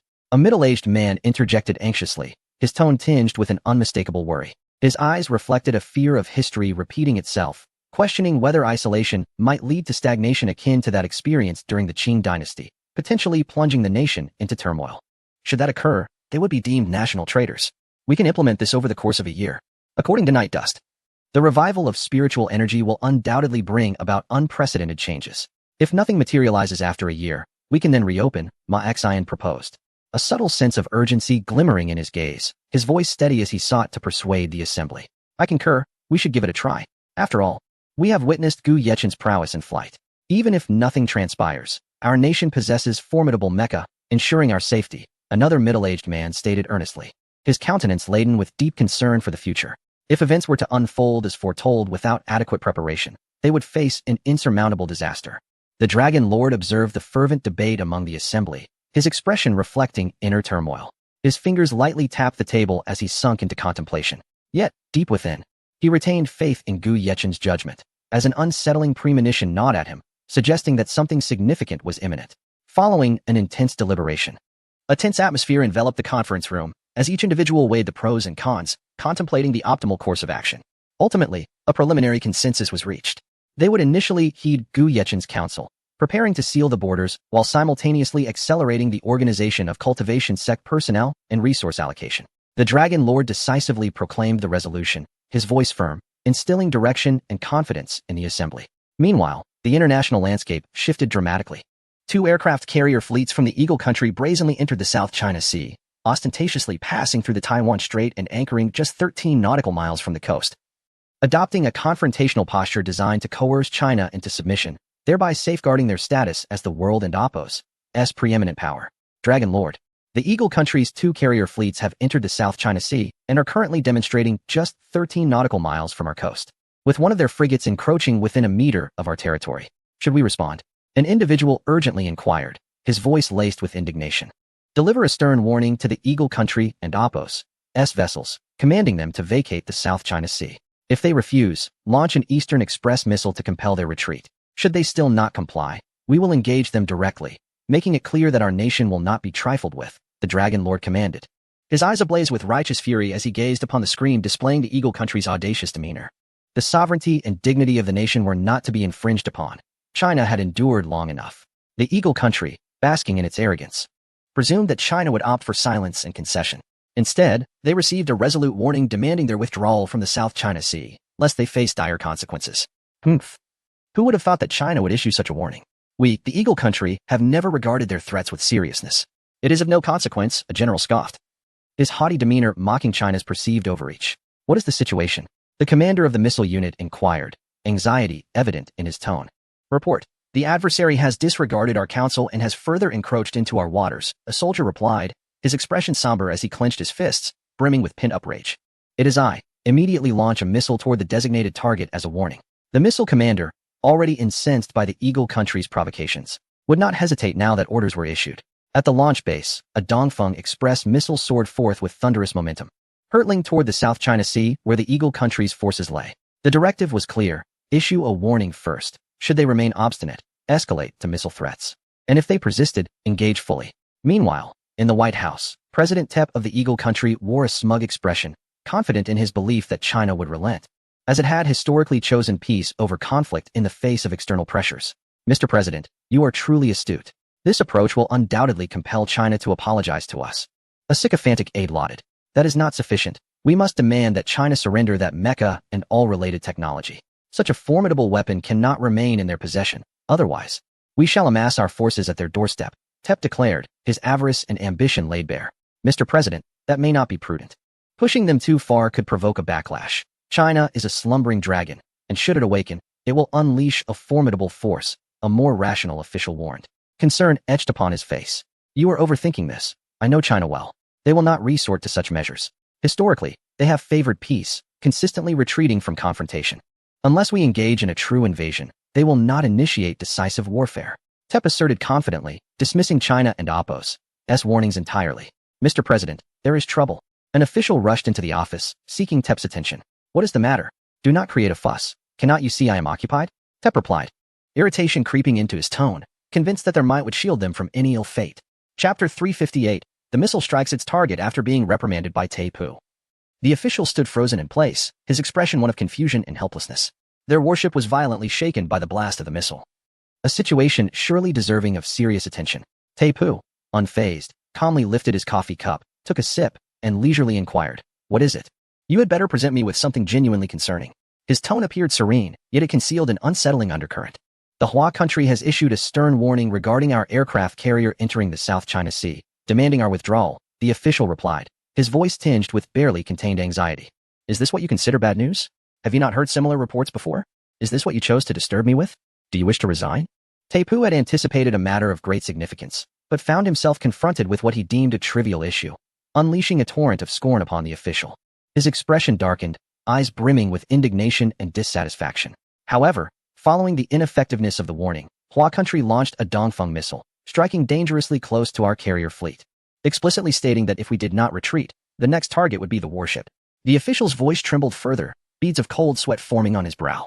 With a sudden shift, Tae-poo and Apos, as previously carefree demeanor darkened upon hearing that Hua country had indeed fired a missile. It was as if a storm was brewing, and he could scarcely believe Hua country would resort to such a hardline and unyielding approach. Historically, Hua country had been relatively moderate and restrained in addressing international disputes, a fact they had grown accustomed to. Yet, retreating now would undoubtedly tarnish the international image of the Eagle Nation. Rest assured, they would never dare to strike. They cannot bear the severe consequences that may follow. Tae-poo, regaining his composure, feigned calmness with a faint smile, attempting to mask his inner turmoil. "In my view, Hua country merely seeks to intimidate us into retreating. Alas, they have encountered me." Nevertheless, his slightly trembling fingers betrayed his unease. Upon hearing Tae-poo's words, the official and Apos' body quaked even more violently, akin to a leaf in the wind. "Mr. President, what if they truly do strike? I can't shake the feeling that this time, they are serious, particularly with the use of the Dongfeng missile." His eyes were filled with trepidation. Tae-poo, growing impatient, waved his hand dismissively, declaring, "That is impossible. You may go. Inform the carrier fleet in the South China Sea that Hua country is merely bluffing. They need not harbor any concerns. They should remain stationed." Though his voice was firm, the hesitation in his gaze was unmistakable. Yet, retreating would surely result in disgrace for the Eagle Nation, leaving no choice but to take a hard stance. Upon receiving Tae-poo's orders, the carrier fleet of the Eagle Nation began to feel a sense of unease. The resolute attitude and decisive actions of Hua country placed unprecedented pressure upon them. The turbulent waves of the sea seemed to foreshadow an impending storm. Meanwhile, the military and civilian populace of Hua country united in a shared cause, their spirits high and their resolve unwavering in defending national sovereignty and territorial integrity. The public wholeheartedly supported Hua country's firm decision, voicing their solidarity online and demonstrating remarkable national cohesion. As tensions escalated, time passed slowly. The carrier fleet of the Eagle Nation began to display clear signs of wavering, and the morale of the soldiers gradually diminished. Conversely, the missile forces of Hua country remained steadfast, eyes resolute, prepared to deliver a heavy blow should the enemy dare to advance further. The international community closely monitored this tense standoff, urging both sides to exercise restraint and resolve their disputes through peaceful negotiations. However, the arrogance of the Eagle Nation and the steadfastness of Hua country rendered the situation increasingly obscure and fraught with uncertainty. Upon receiving Tae-poo's message, the carrier fleet of the Eagle Nation wore expressions of anxiety, beads of sweat forming on their foreheads. Yet after some reflection, they deemed Tae-poo's judgment sound. Given Hua country's historical behavior, and subsequently, a warship once again edged 13 nautical miles closer to Hua waters.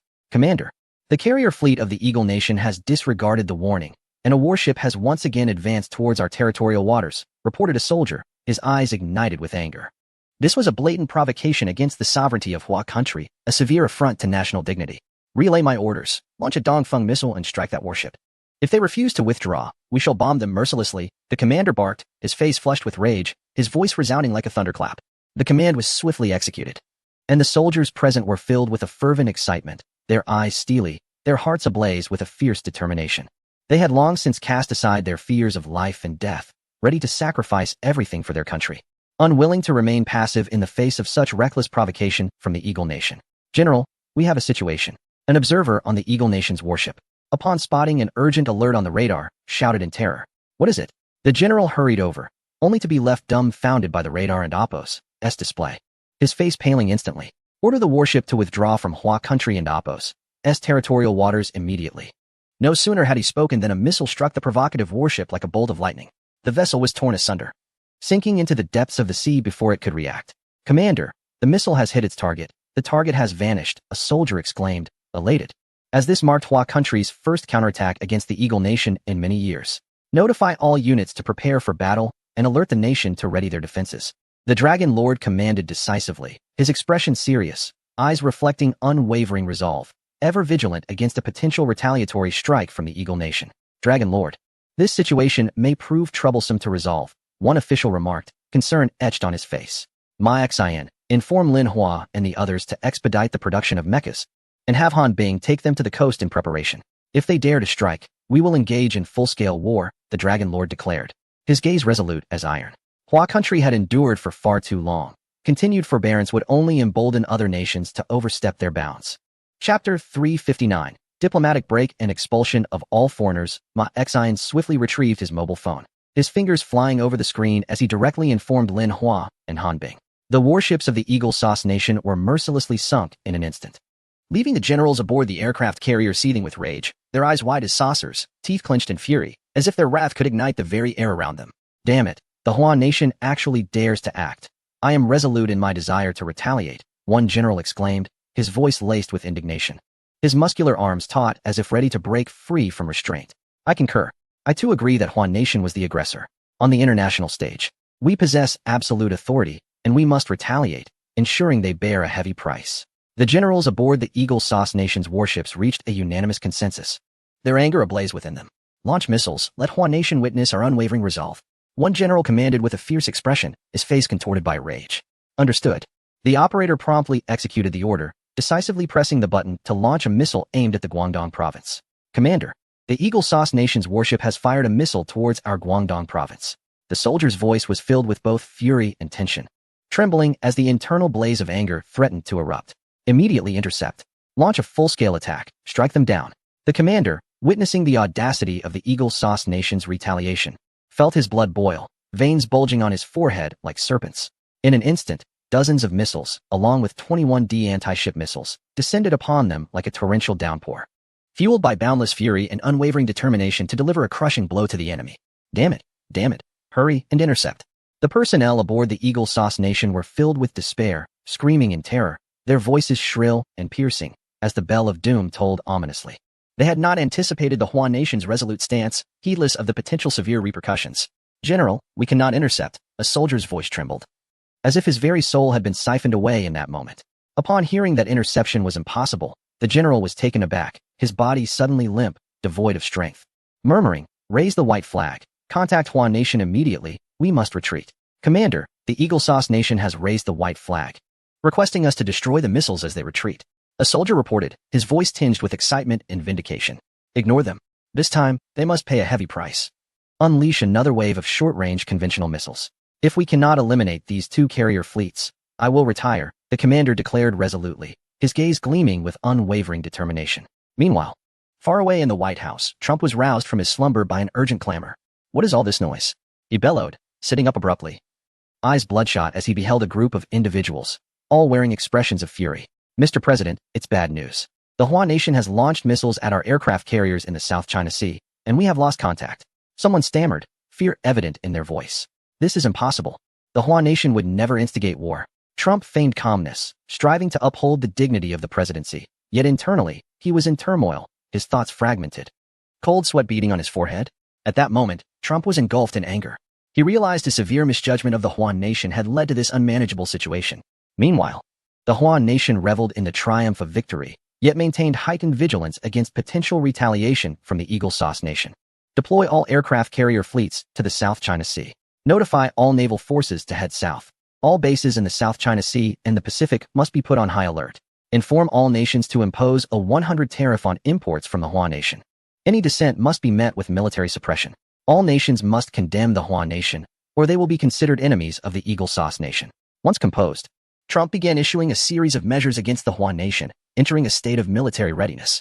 Most nations, upon receiving the Eagle Sauce Nation as notifications, were left with no choice but to prepare against the Hua Nation, given their vested interests, while some nations opted to observe. Dragon Lord. The Eagle Sauce Nation is entering a state of military readiness, with all aircraft carriers heading towards the South China Sea. The theater commander reported, his demeanor grave and tense. Announced to the world that we will close our borders in 1 month. All nationals of the Hua Nation may return home. after 1 month. No one shall enter or exit. Furthermore, issue orders to all provinces and cities to expel all foreigners, regardless of race or nationality, including those with green cards or foreign descent. Additionally, inform the Eagle Sauce Nation that we are severing diplomatic relations. The Dragon Lord surveyed the assembly, issuing the highest level of orders with a tone of unwavering authority. In an instant, a fervor swept across the nation, as the vast majority of citizens harbored deep-seated resentment towards foreigners, particularly those of African descent. A multitude of foreigners were expelled, and those who opposed the expulsion of African nationals were swiftly stripped of their residency by local authorities. This decision stirred a significant uproar on the international stage, with numerous countries beginning to criticize the Hua Nation, yet the Hua Nation paid them no heed. Upon receiving the news of the severed diplomatic ties with the Eagle Sauce Nation, the world was taken aback. Even President Trump found it incomprehensible. Since the establishment of diplomatic relations, although there had been some diplomatic friction, the overall relationship had remained relatively amicable. He never anticipated such a drastic break. The world was perplexed by the Hua Nation's decision, for both nations were superpowers, and a conflict between them would spell catastrophic consequences. All nations within the United Nations sought to mediate between the two superpowers, even pausing the ongoing conflict between the Bear Nation and the Ukraine to jointly persuade both parties. What is the Hua Nation attempting? Severing ties with us and expelling all non-nationals further indicates a desire to close their borders. Do they truly intend to go to war with us? Trump pondered, baffled, believing the Hua Nation should once again yield to the Eagle Sauce Nation. Mr. President, what shall we do now? Our 9 aircraft carrier fleets are en route to the South China Sea, poised to enter soon. If an irreversible war breaks out, the consequences could be unfathomable, someone voiced, filled with anxiety and concern. Chapter 360. The Zixiao Gate. There is no cause for concern. It is inconceivable that Huagua would isolate itself. Such a course would lead to its demise. Should it truly choose isolation, its downfall would ensue swiftly. Tai Pu wore a smug expression, as though he could already foresee the impending defeat of Huagua. He continued to dispatch troops to the South China Sea to demonstrate power, ever ready for war. The significant event of the 2 aircraft carrier fleets being neutralized seemed to him to warrant little reflection or seriousness. At this moment, Gu Yechen had arrived at the foot of Kunlun Mountain, where the air was refreshingly pleasant. Each breath felt as if it could cleanse the lungs of all impurities. Pure and exquisite, far beyond the ordinary. The area was rich in spiritual energy, and amidst the resurgence of this energy, its concentration reached heights previously unseen by Gu Yechen. Ding! Congratulations, host, for completing the task and acquiring an immortal-grade spiritual vein, a scripture repository, and a testing spirit monument. The clear voice of the system chimed, prompting a faint smile from Gu Yechen. With an immortal-grade spiritual vein in hand, he felt reassured about the supply of spiritual energy. The Kunlun mountain range stretched for thousands of kilometers, its undulating peaks towering into the clouds, their grandeur appearing almost unreachable from afar. The outlines of the mountains, framed against the blue sky, resembled a great dragon, winding majestically and breathtakingly. Gu Yechen stood at a distance, gazing at his carefully chosen spot within the Kunlun range. In the distance, 9 peaks were enveloped by white clouds around their bases, resembling a stunningly beautiful scroll, captivating and inescapable. It is difficult for ordinary individuals to imagine the scenery atop these peaks, where the mountains rose and fell, densely forested and lush. With the resurgence of spiritual energy, this place would undoubtedly unveil numerous rare treasures. The waterfalls cascading in the distance, flowing like the Milky Way, were particularly beautiful and magnificent, a grand spectacle. The torrents surged with the force of a stampede, crashing against the rocks and sending sprays of mist into the air, resembling smoke and dust. Under the sunlight, vibrant rainbows formed, creating a dreamlike illusion. Gu Yechen perched atop one of the peaks, gazing into the distance, savoring the distinct beauty of the scene. The overlapping mountains and swirling clouds resembled a fairyland. Occasionally, the sounds of birdsong and beast roars echoed from the distant valleys, rising and falling as if recounting the ancient tales of this mysterious land, filled with enigma and allure. Closing his eyes, Gu Yechen felt the gentle caress of the breeze, its soft touch akin to a woman and amp, Appo's hand, tender and comforting. He listened to the symphony of nature, the rustling leaves, the babbling brooks, and the joyous chirps of birds.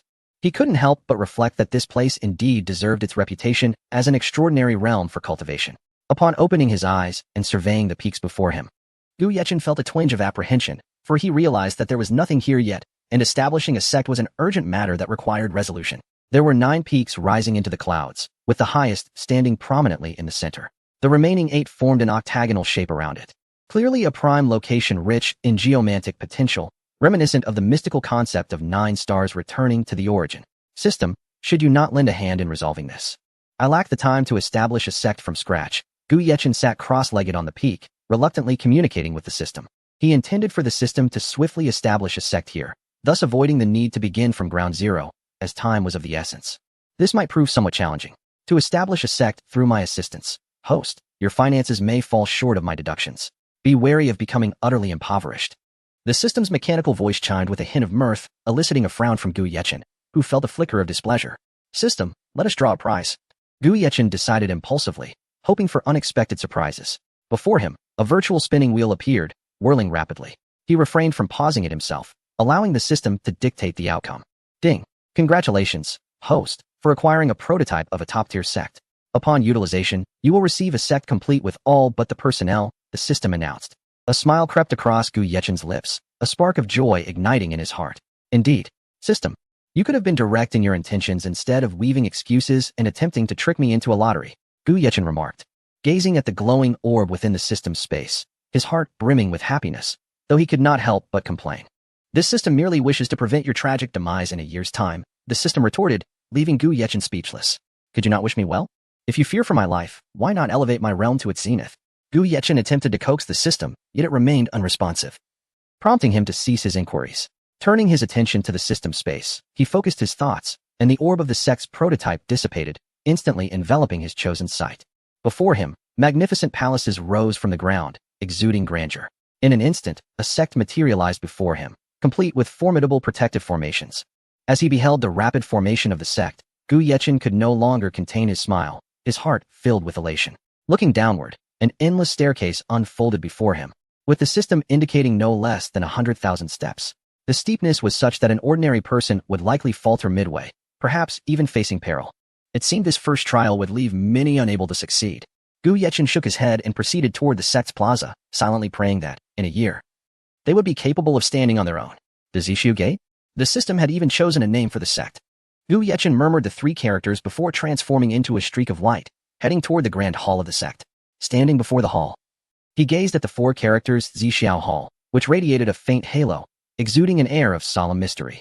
Gu Yechen was exceedingly satisfied with the preparations made by the system.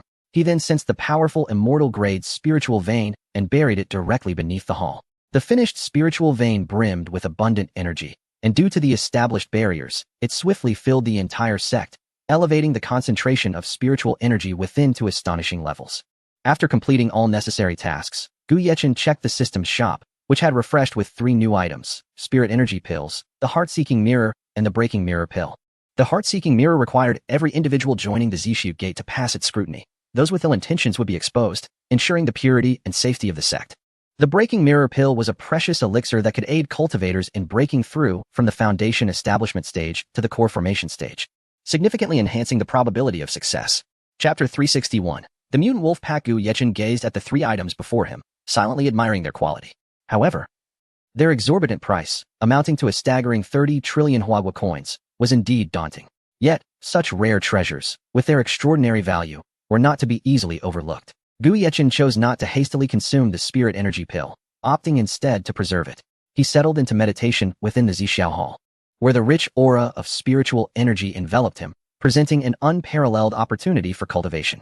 With a gentle closure of his eyes, he began to practice the thunder-breathing technique, allowing every pore of his body to expand and greedily absorb the overwhelming spiritual energy surrounding him. The aura emitted by the celestial spirit vein was exceptionally dense and pure. Within just an hour, Gu Yechen successfully advanced to the 6th layer of foundation establishment, and his progress showed no signs of waning. As time drifted by, Gu Yechen became entirely immersed in his cultivation, forgetting the disturbances of the outside world. Nurtured by the abundant spiritual energy, his strength surged, and his presence grew increasingly formidable. Unbeknownst to him, he had reached the pinnacle of foundation establishment, merely a step away from breaking the shackles to condense liquid into pills. Suddenly, an alarm from the system jolted him from his trance. Warning: an unknown force is approaching Zixiao Gate. Gu Yechen's eyes shot open, a glimmer of vigilance flashing within. Who could it be? Might they covet this newly established sect? Could there be other cultivators in this world? In a fleeting moment, he vanished, appearing like a specter atop the sect's watchtower. Channeling his spiritual power, he activated the Eye of Void, scanning the distance in an attempt to discern the identity of the approaching figures. He spotted a group of shadowy figures swiftly descending the mountain, their speed akin to lightning and their aura undeniably imposing. clearly not ordinary beings. Gu Yechen furrowed his brow, mentally preparing himself for confrontation. He was eager to discover who possessed such audacity to disrupt this critical moment. Before long, the shadows reached the base of Zixiao Gate and halted, unable to breach the barrier. It was then that he realized they were wolves, but of an extraordinary size, over 3 times larger than an ordinary pack. This place is not for you. Retreat at once, and I may spare your lives, Gu Yechen declared, materializing at the mountain's foot, his voice resonating with powerful spiritual energy that rustled the leaves around him, as if they trembled in fear. However, the mutant wolves paid no heed to his warning, launching an immediate attack. In an instant, over a dozen wolves charged at Gu Yechen like arrows released from a bow, intent on finishing the fight in one swift motion. Unfazed, Gu Yechen retrieved his phone, activating the video function to capture the scene before him. With a cold snort, he swiftly formed hand seals, conjuring a formidable shield that absorbed the relentless onslaught of the wolves. The pack collided violently with the barrier, rebounding in confusion, their eyes reflecting a glimmer of disbelief as they grappled with the reality of facing a human so overwhelmingly powerful. Since you persist in your folly, do not blame me for my lack of courtesy. Gu Yechen clenched his right hand, summoning bolts of lightning from the heavens. The wolves had no time to evade, instantly reduced to ashes, leaving behind only the core of a first-tier magical beast. Such needless aggression, Gu Yechen remarked casually, pocketing the magical core, expressing gratitude for nature's bounty. Upon his return to the mountaintop, Gu Yechen named the main peak Xiang Peak, designating it as the residence of the sect leader, and ensured that the testing stone tablet and library were properly arranged. Just as he finished setting up the library, a mysterious aura emanated from the entrance, drawing his immediate attention. Who are you? Gu Yechen demanded, summoning the thunder sword to his right hand, his gaze fixed warily on the masked figure before him, his spiritual energy coiling around him, ready for battle. This is a gift from the system, a temporary puppet to guard the library, possessing the strength of a peak foundation establishment. The system's voice echoed in Gu Yechen's mind, causing him to pause in surprise. How considerate of you. Knowing I would need to leave and arranging a puppet to guard the sect, Gu Yechen mused, occasionally pondering the true origin of this enigmatic system and its remarkable capabilities. This system merely fears that someone might steal from your sect. Gu Yechen chuckled, shaking his head at the system's unexpected pride. He took out his phone and sent the footage of his battle with the wolf pack to Ma Xian, then sat cross-legged, unhesitatingly consuming the mirror-breaking pill. The pill dissolved instantly, unleashing a torrent of pure energy that surged through Gu Yechen's limbs and bones. With a 70% success rate for condensing the golden pill, he felt confident. He concentrated on refining the pill's potency, allowing waves of overwhelming medicinal energy to course through his body, cleansing his meridians. Fully focused, he guided the spiritual energy within him to combat the stubborn shackles. An hour later, as his aura intensified, the surrounding spiritual energy spiraled wildly, producing a powerful ripple. Gradually, the formidable presence of the golden pill expanded until it stabilized at the second layer of golden pill. Upon introspecting his internal state, Gu Yechen was pleasantly surprised to find that his golden pill was multicolored and remarkably large, at least the size of a fist. Its interior was as vast as an ocean, granting him strength superior to others. Excellent. I feel a surge of power coursing through me. Surely, I am the strongest in the world now. Gu Yechen smiled contentedly at his immense enhancement. At that moment, Ma Xian called him. Hello, Yechen. Ma Xian's voice was tinged with evident urgency. What in Apos? The matter, Prime Minister? Gu Yechen inquired, speculating on the possible situation. Ma Xian suspected that Gu Yechen was feigning ignorance. Yechen, is that video you sent real? Gu Yechen, initially expecting a significant matter, was taken aback by the question. His expression turned serious. It is indeed real, and I suspect that the acceleration of spiritual energy revival has led to mutations in earthly creatures, allowing them to begin cultivating. The wolves I just defeated were first-tier magical beasts. Worry seeped into Gu Yechen's eyes. Chapter 362. The Soul of the Huagua Soldier, What Shall We Do Now? If a multitude of animals mutates, we may face an even more arduous situation. Ma Xian and Apos' voice brimmed with deep concern, his brows furrowed, and the wrinkles on his forehead resembled deep ravines carved by time. He had previously placed his trust in Gu Yechen, and at this moment, his faith in Gu Yechen's words was unwavering. Gu Yechen slightly narrowed his eyes, his profound gaze fixed on the horizon. The sect was still too small in number. And after a moment of contemplation, he continued, Are the individuals I require prepared? His deep voice echoed in the air. He intended to elevate a group of soldiers, endowing them with fundamental strength, allowing them to possess the capability to eliminate low-level magical beasts within a year, to avert Huagua from plunging into grave danger. He was acutely aware that this was a race against time, where every moment was of utmost significance. We are ready, a total of 100. All meticulously selected from the special forces, Ma Xian promptly responded, his voice resonant. This group comprised the finest warriors from various regions, chosen under the directives of the highest leadership, undoubtedly incomparable to ordinary soldiers. They had endured countless trials of blood and fire, possessing iron will and tenacious combat prowess. Good. Have them come to Kunlun Mountain. I need to assess and test them. Only those who pass will proceed to the next stage of training. Furthermore, I will provide you with a fundamental cultivation technique. You may select soldiers to experiment with. Those with talent can reach the pinnacle of Qi training, while those without will see no changes, Gu Yechen stated solemnly.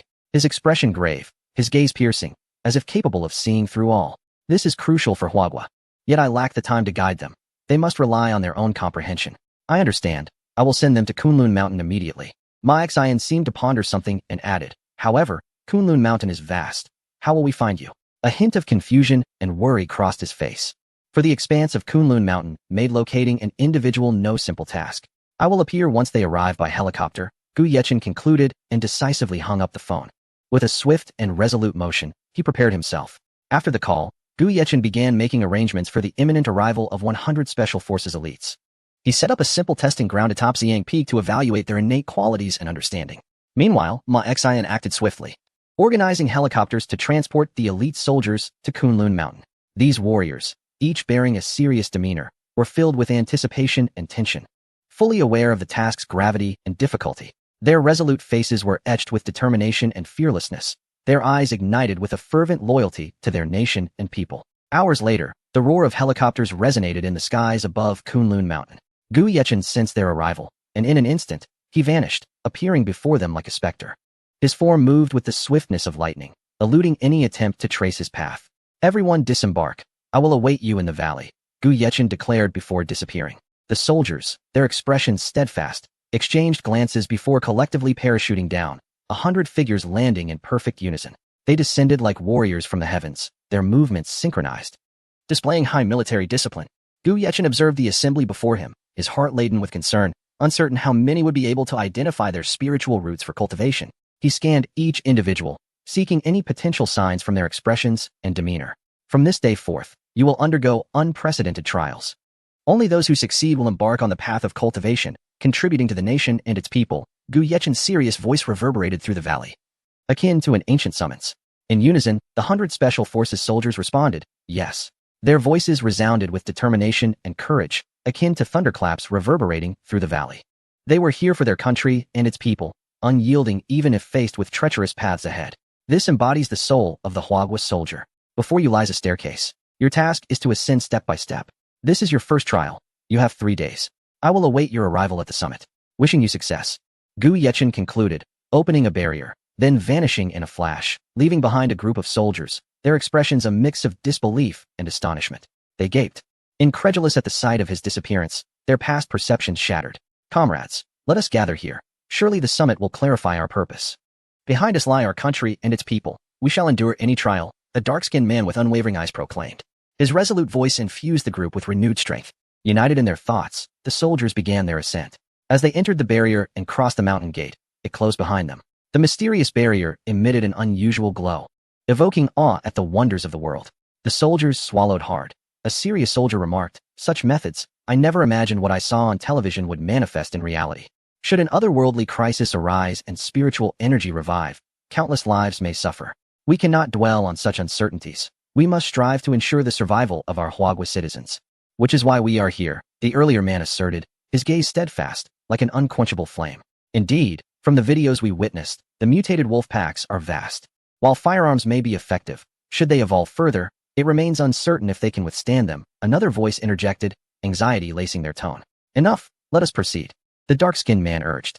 All eyes turned toward the staircase, its endless steps stretching upward, seemingly leading to a realm of mystery and the unknown, instilling a sense of trepidation.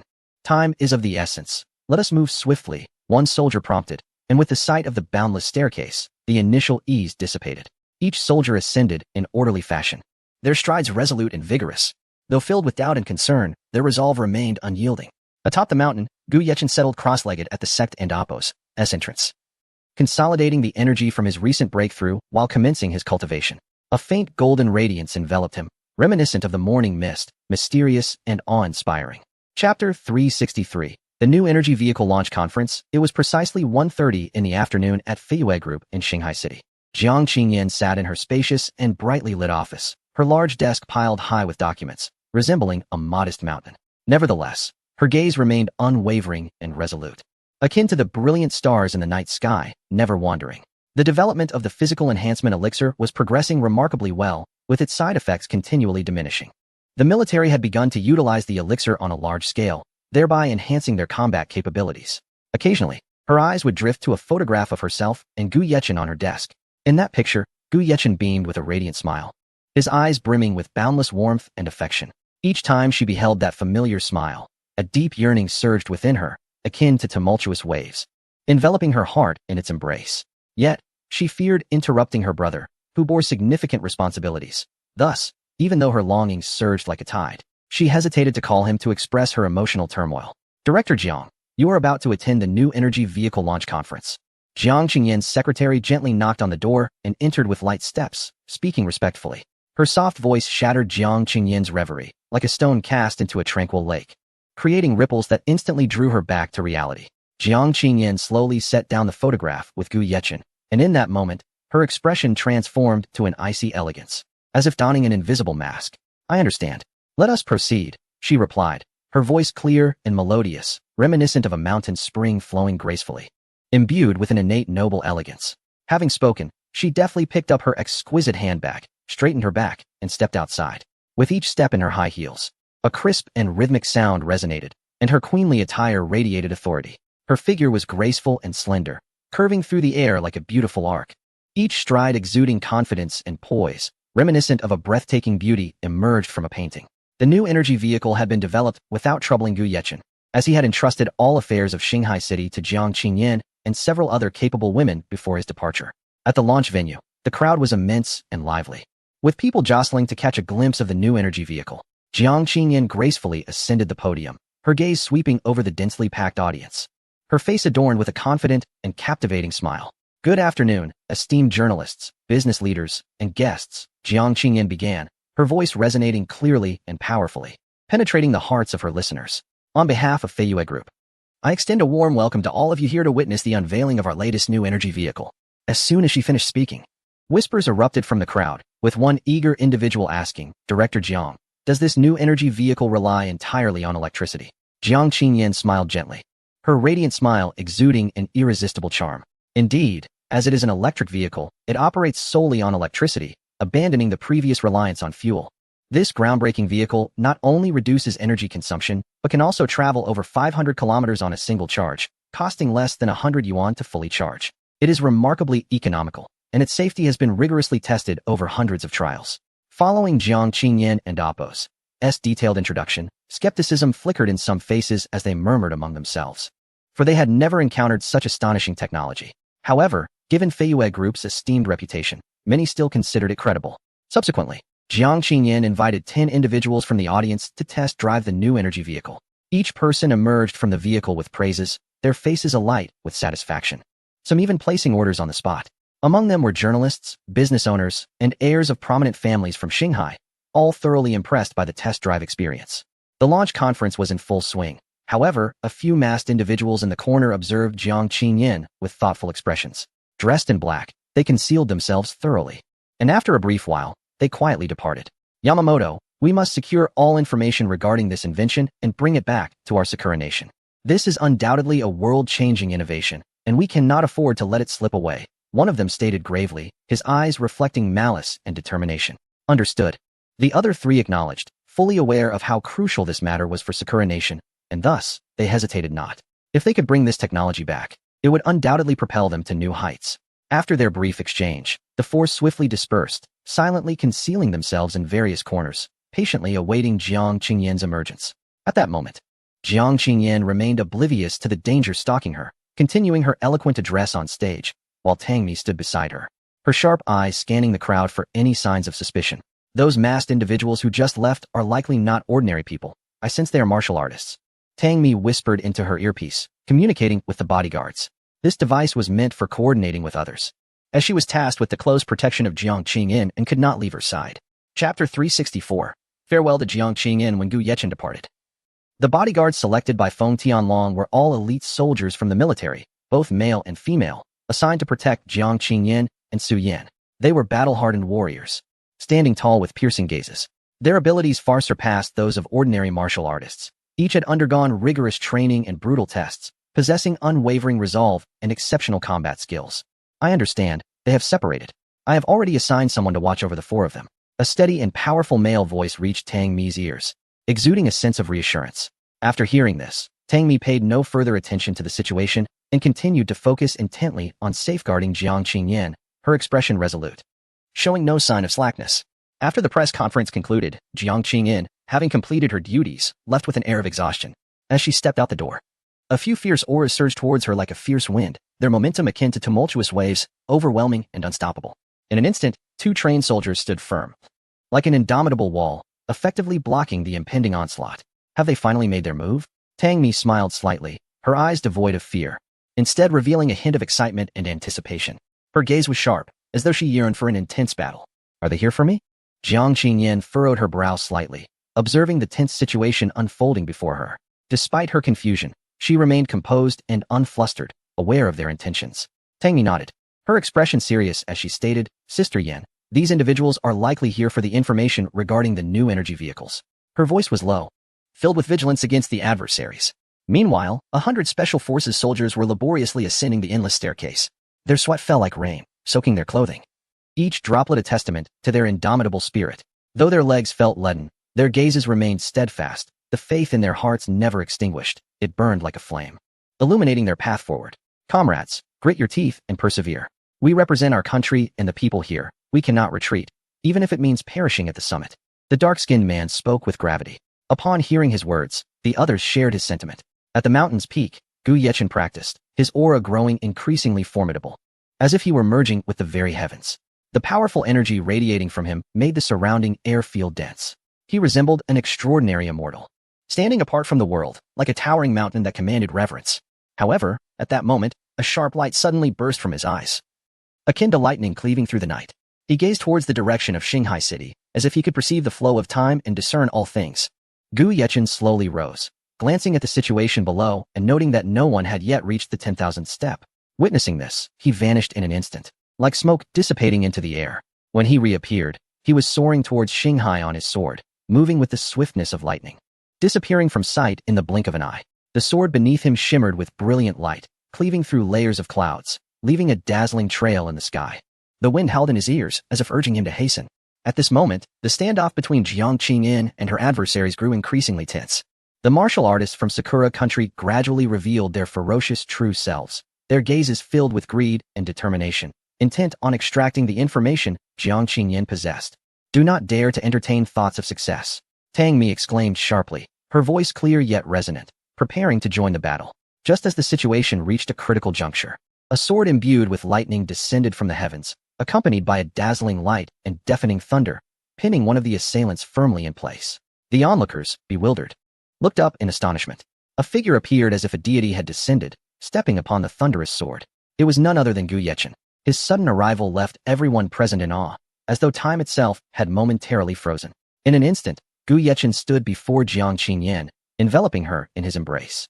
Yan Yan, do not fear, I am here, he spoke, his voice as gentle as water, laced with tenderness and authority. The martial artist from Sakura country felt a surge of fear upon seeing Gu Yechen, who could descend from the heavens unscathed. Yet, with arrows drawn, they had no choice but to continue their assault. Tang Mi, equally astonished by Gu Yechen's arrival, found herself momentarily captivated by his striking appearance, her heart racing inexplicably. She could not comprehend why she felt this way, but seeing Gu Yechen brought her a sense of joy. Gu Yechen chuckled coldly, his laughter filled with disdain. Upon witnessing Jiang Qingyan under Gu Yechen's protection, Tang Mi wasted no time in launching her attack, her moves fierce and swift, leaving the martial artist struggling to keep up. A crisis was averted thanks to Gu Yechen and Appo's timely intervention. Jiang Qingyan gazed at him, her eyes brimming with gratitude and joy. Ah Chen, you have saved me once more, she said, gently caressing Gu Yechen's handsome cheek.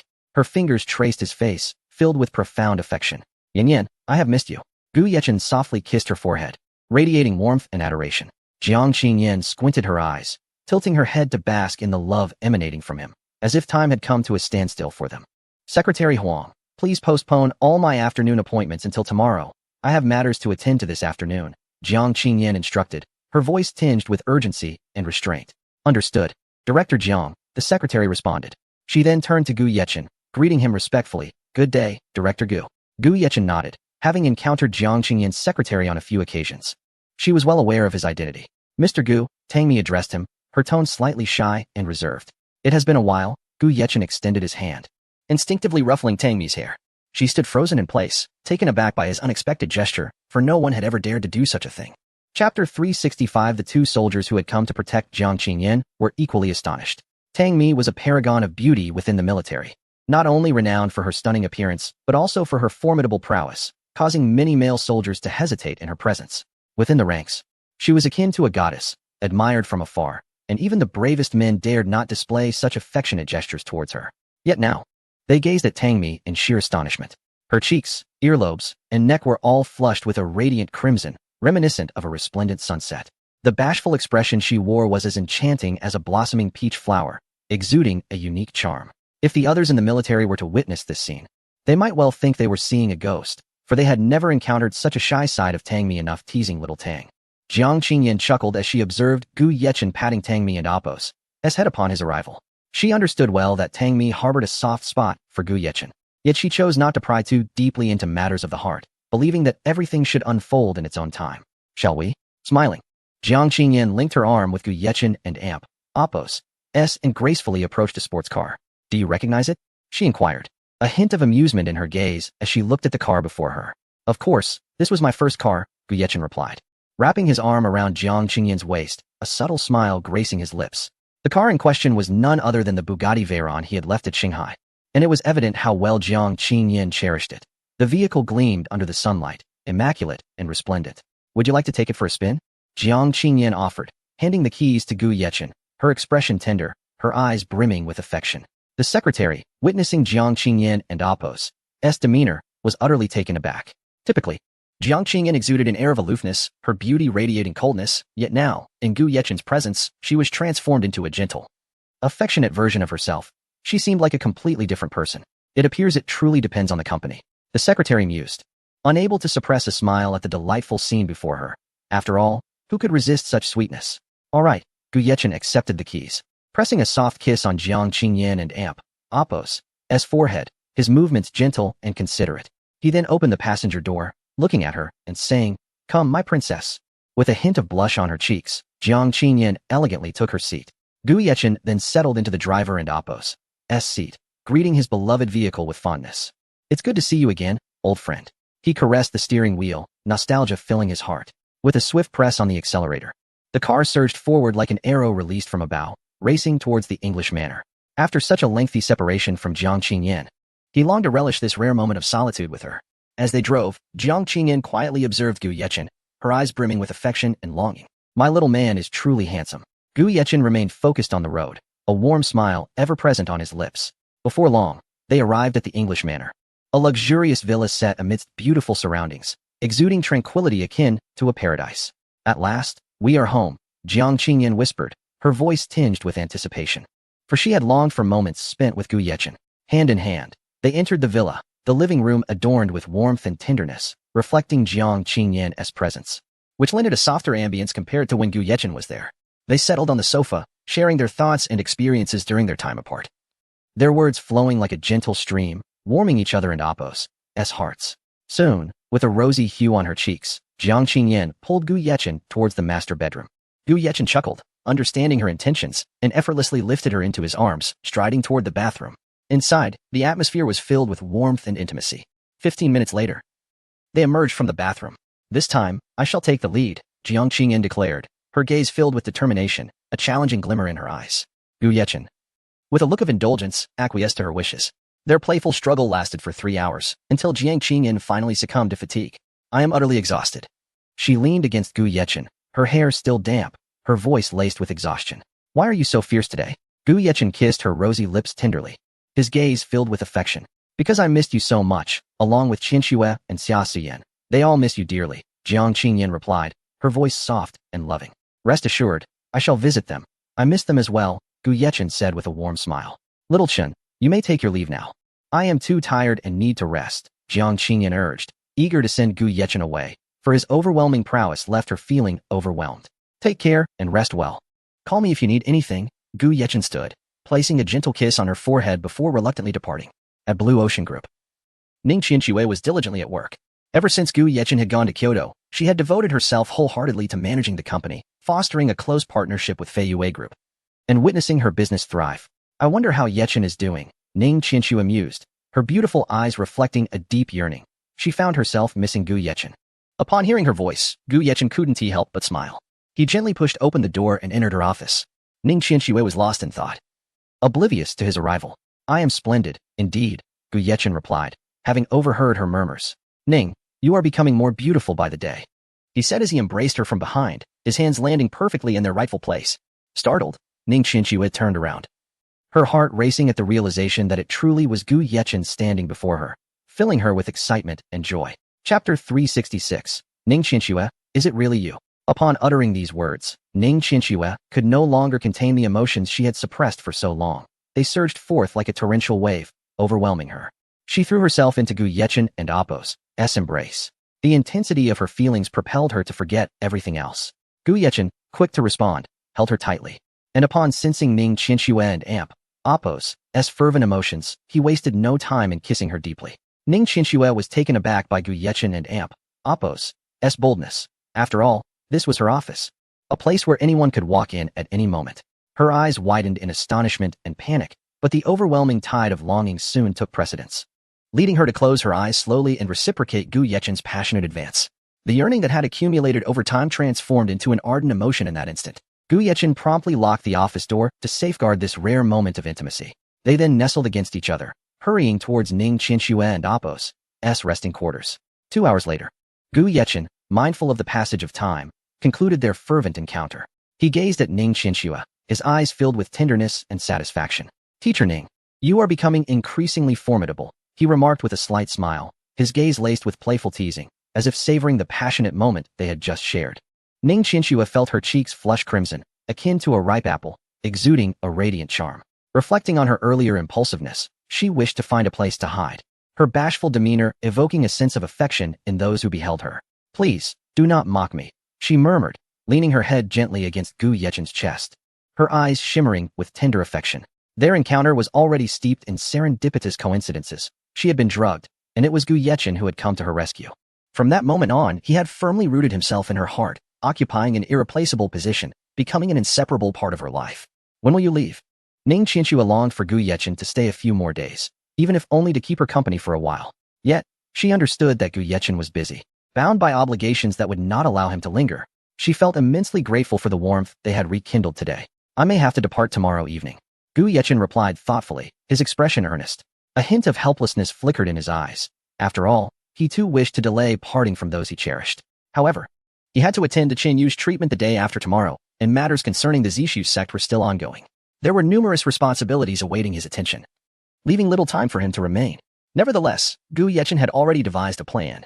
He intended to bring all the women to Zishu's sect. This arrangement would not only allow them to meet daily, but also enable him to guide their cultivation, equipping them with the necessary strength to face the impending crises a year hence.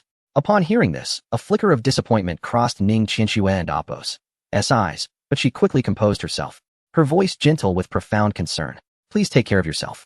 Gu Yechen nodded, assuring her, do not worry, I will. His gaze was resolute, instilling a sense of profound reassurance. I have something to discuss with you, Gu Yechen said, cradling Ning Qianxue and Appo's face in his hands, his gesture imbued with warmth and intimacy. This action rendered Ning Qianxue immensely shy, her heart racing. What is it? She stammered, her bashful demeanor captivating. Gu Yechen gently ruffled her hair, his gaze penetrating. A year from now, this world will not be peaceful. I encountered a mysterious elder who taught me cultivation. He foretold of impending calamities. Thus I plan to take you to Kunlun Mountain for training. Ning Qianxue looked at Gu Yechen, skepticism etched across her features. She instinctively reached out to touch his forehead, asking, you don't have a fever, do you? Why speak such nonsense in broad daylight? Clearly, she found it hard to believe his extraordinary claims. I speak the truth. With that, Gu Yechen flipped his hand, and a bolt of lightning danced within his palm, seeming to pulsate with life and exuberance. Ning Qianxue gasped in surprise, her eyes widening as she stared at the lightning in Gu Yechen's hand, swallowing hard. Is this real? What will happen then? Her voice brimmed with astonishment and concern. At present, I cannot say with certainty, but without preparation, 90% of the global population will perish at the onset. and those who survive will likely not endure for long. A profound sense of urgency flashed in Gu Yechen's eyes, his tone grave and serious. And what about us? Ning Qianxue felt a wave of anxiety at the thought of potentially parting from Gu Yechen and Jiang Qingyan a year from now. Her voice trembled slightly. That is why I wish to take you all for training. If we can survive the initial invasion, we will at least possess the strength to fight back. Gu Yechen kissed her hand gently, his voice soothing as he sought to calm her troubled heart. Does Xiaoyan know? Ning Qianxue regarded Gu Yechen with concern and inquiry. I have yet to tell her. She was too exhausted and sent me away. Gu Yechen rubbed his nose sheepishly, a hint of helplessness visible in his smile. How long have you been with her? Ning Qianxue pressed, eager to ascertain whether Gu Yechen had shown Jiang Qingyan any tenderness, as she and Jiang Qingyan shared a close bond, always caring for one another. Ahem. Gu Yechen cleared his throat, brushing his fingers against his nose, a smile flickering across his face. Well, not long, just 3 hours. Upon hearing 3 hours, Ning Qianxue playfully thumped Gu Yechen's chest. Xiao Yin is overwhelmed with her company responsibilities. Can't you show a bit of concern for her? It took you so long. A hint of reproach colored her tone. My dear, you are unjustly accusing me. I was merely a passive participant. It was Xiao Yin who took the initiative. Gu Yechen rebutted immediately, his face adorned with a look of grievance. Your rebuttal is futile. Even if Xiao Yin took the initiative, you should still take care of her. Ning Qianxue felt a twinge of sympathy for Jiang Qingyan. They were incredibly close friends, sharing everything without reserve. All right. Gu Yechen realized there was no point in arguing with a woman. He understood that in such moments, debate was futile unless he were to lose his sanity. Glancing at the time, he noted it was already 6:30 in the evening. Let us go to Shuaiwuxian Hotel. Gu Yechen stood up, carefully assisting Ning Qianxue in getting dressed before driving them out. During the drive, Gu Yechen called Jiang Qingyan, Han Chuxia, Su Yan, and Li Ruoyan, inviting them to join him at Shuaiwuxian. He also informed Zhang Zhe to prepare a sumptuous meal. Upon arriving at the hotel, Gu Yechen led Ning Qianxue inside, heading directly for his private room.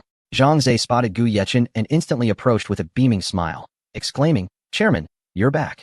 Chapter 367. The legendary grandfather. Upon seeing Zhang Zhe, Gu Yechen wore a smile and remarked, well done. Keep up the good work.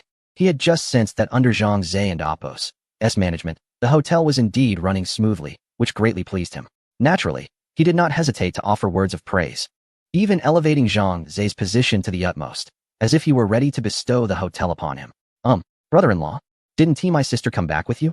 Zhang Zhe cautiously inquired, his eyes brimming with anticipation. I returned for just a moment. I have to leave tomorrow. Furthermore, I flew back unexpectedly, so I didn't bring Yun'er with me, Gu Yechen replied, a hint of regret in his tone. I see. Well, brother-in-law, I'll be busy then. Just call me if you need anything, Zhang Zhe said, disheartened by the absence of his sister. Realizing Gu Yechen likely had matters to discuss with others, he had initially wanted to boast to his sister, but that thought was now dismissed. Gu Yechen sat at the dining table conversing with Ning Qianxue, and soon, Jiang Qingyan arrived. Xiaoyan, are you all right? Ning Qianxue hurried over to Jiang Qingyan, taking her hand with concern. What happened? Jiang Qingyan looked bewildered, her eyes filled with confusion. This brat dared to tire you out, so I've avenged you, Ning Qianxue asserted, seating Jiang Qingyan in the prominent spot across from Gu Yechen, which was the second most important seat after the hosts. Aware that many guests were expected tonight, she intended to support Jiang Qingyan. Realizing what was unfolding, Jiang Qingyan shot Gu Yechen a glare and playfully retorted. You're the only one who bullies me. Gu Yechen chuckled, moving behind Jiang Qingyan to embrace her, saying, how could I dare? Look at what you're doing. And you still say you wouldn't? Jiang Qingyan trembled slightly in his embrace. Outside the hotel, upon receiving Gu Yechen's notification, Han Chuxia changed into a white dress and hurried to the destination. Once she arrived, she rushed straight to the private room. Upon entering, she spotted the person she had been longing for, her eyes filled with affection. Gu Yechen, seeing Han Chuxia, swiftly approached and enveloped her in his arms, whispering, I missed you. In that moment, Han Chuxia and Appo's eyes shimmered with unshed tears. The realization that Gu Yechen had not forgotten her, that he still thought of her, overwhelmed her. I miss you too.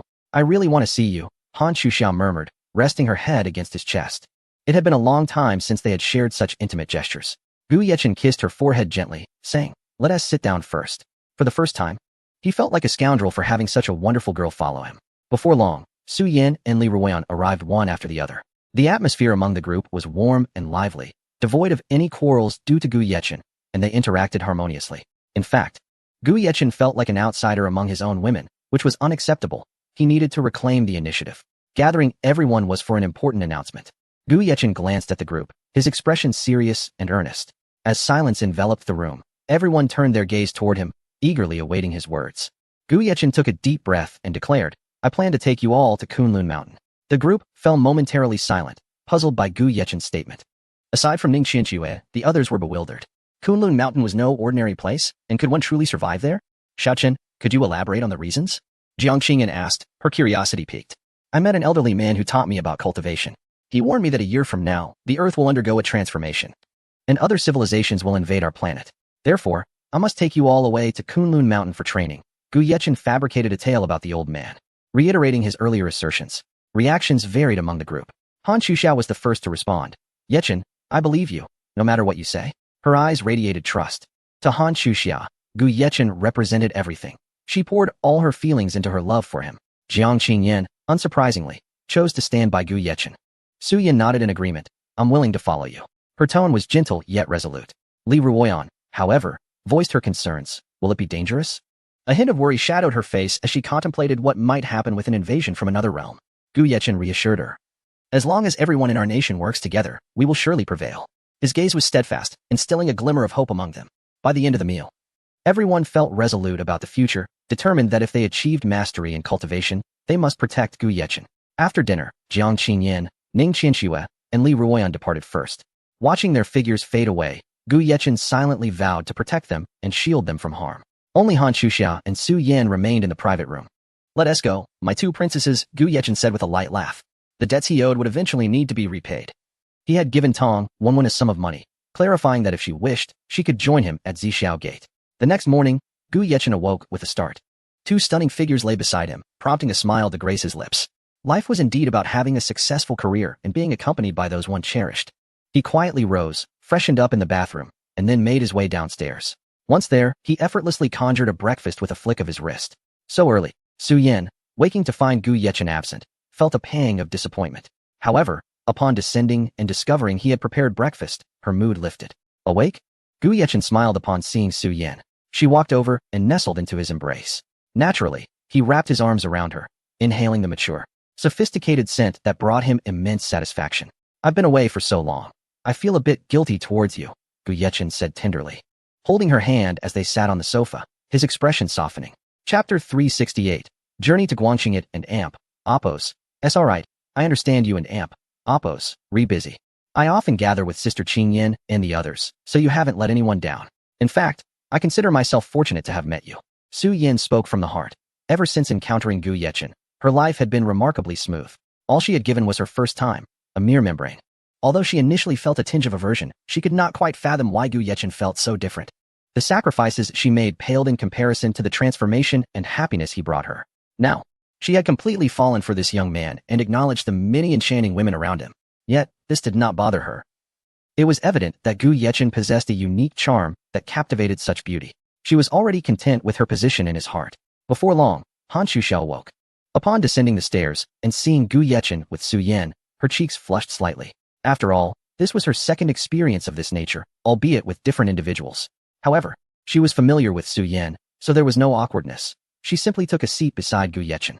Looking at you all, I suddenly feel quite despicable, Gu Yechen remarked, wrapping an arm around each of the girls, a hint of self-deprecating humor gracing his features.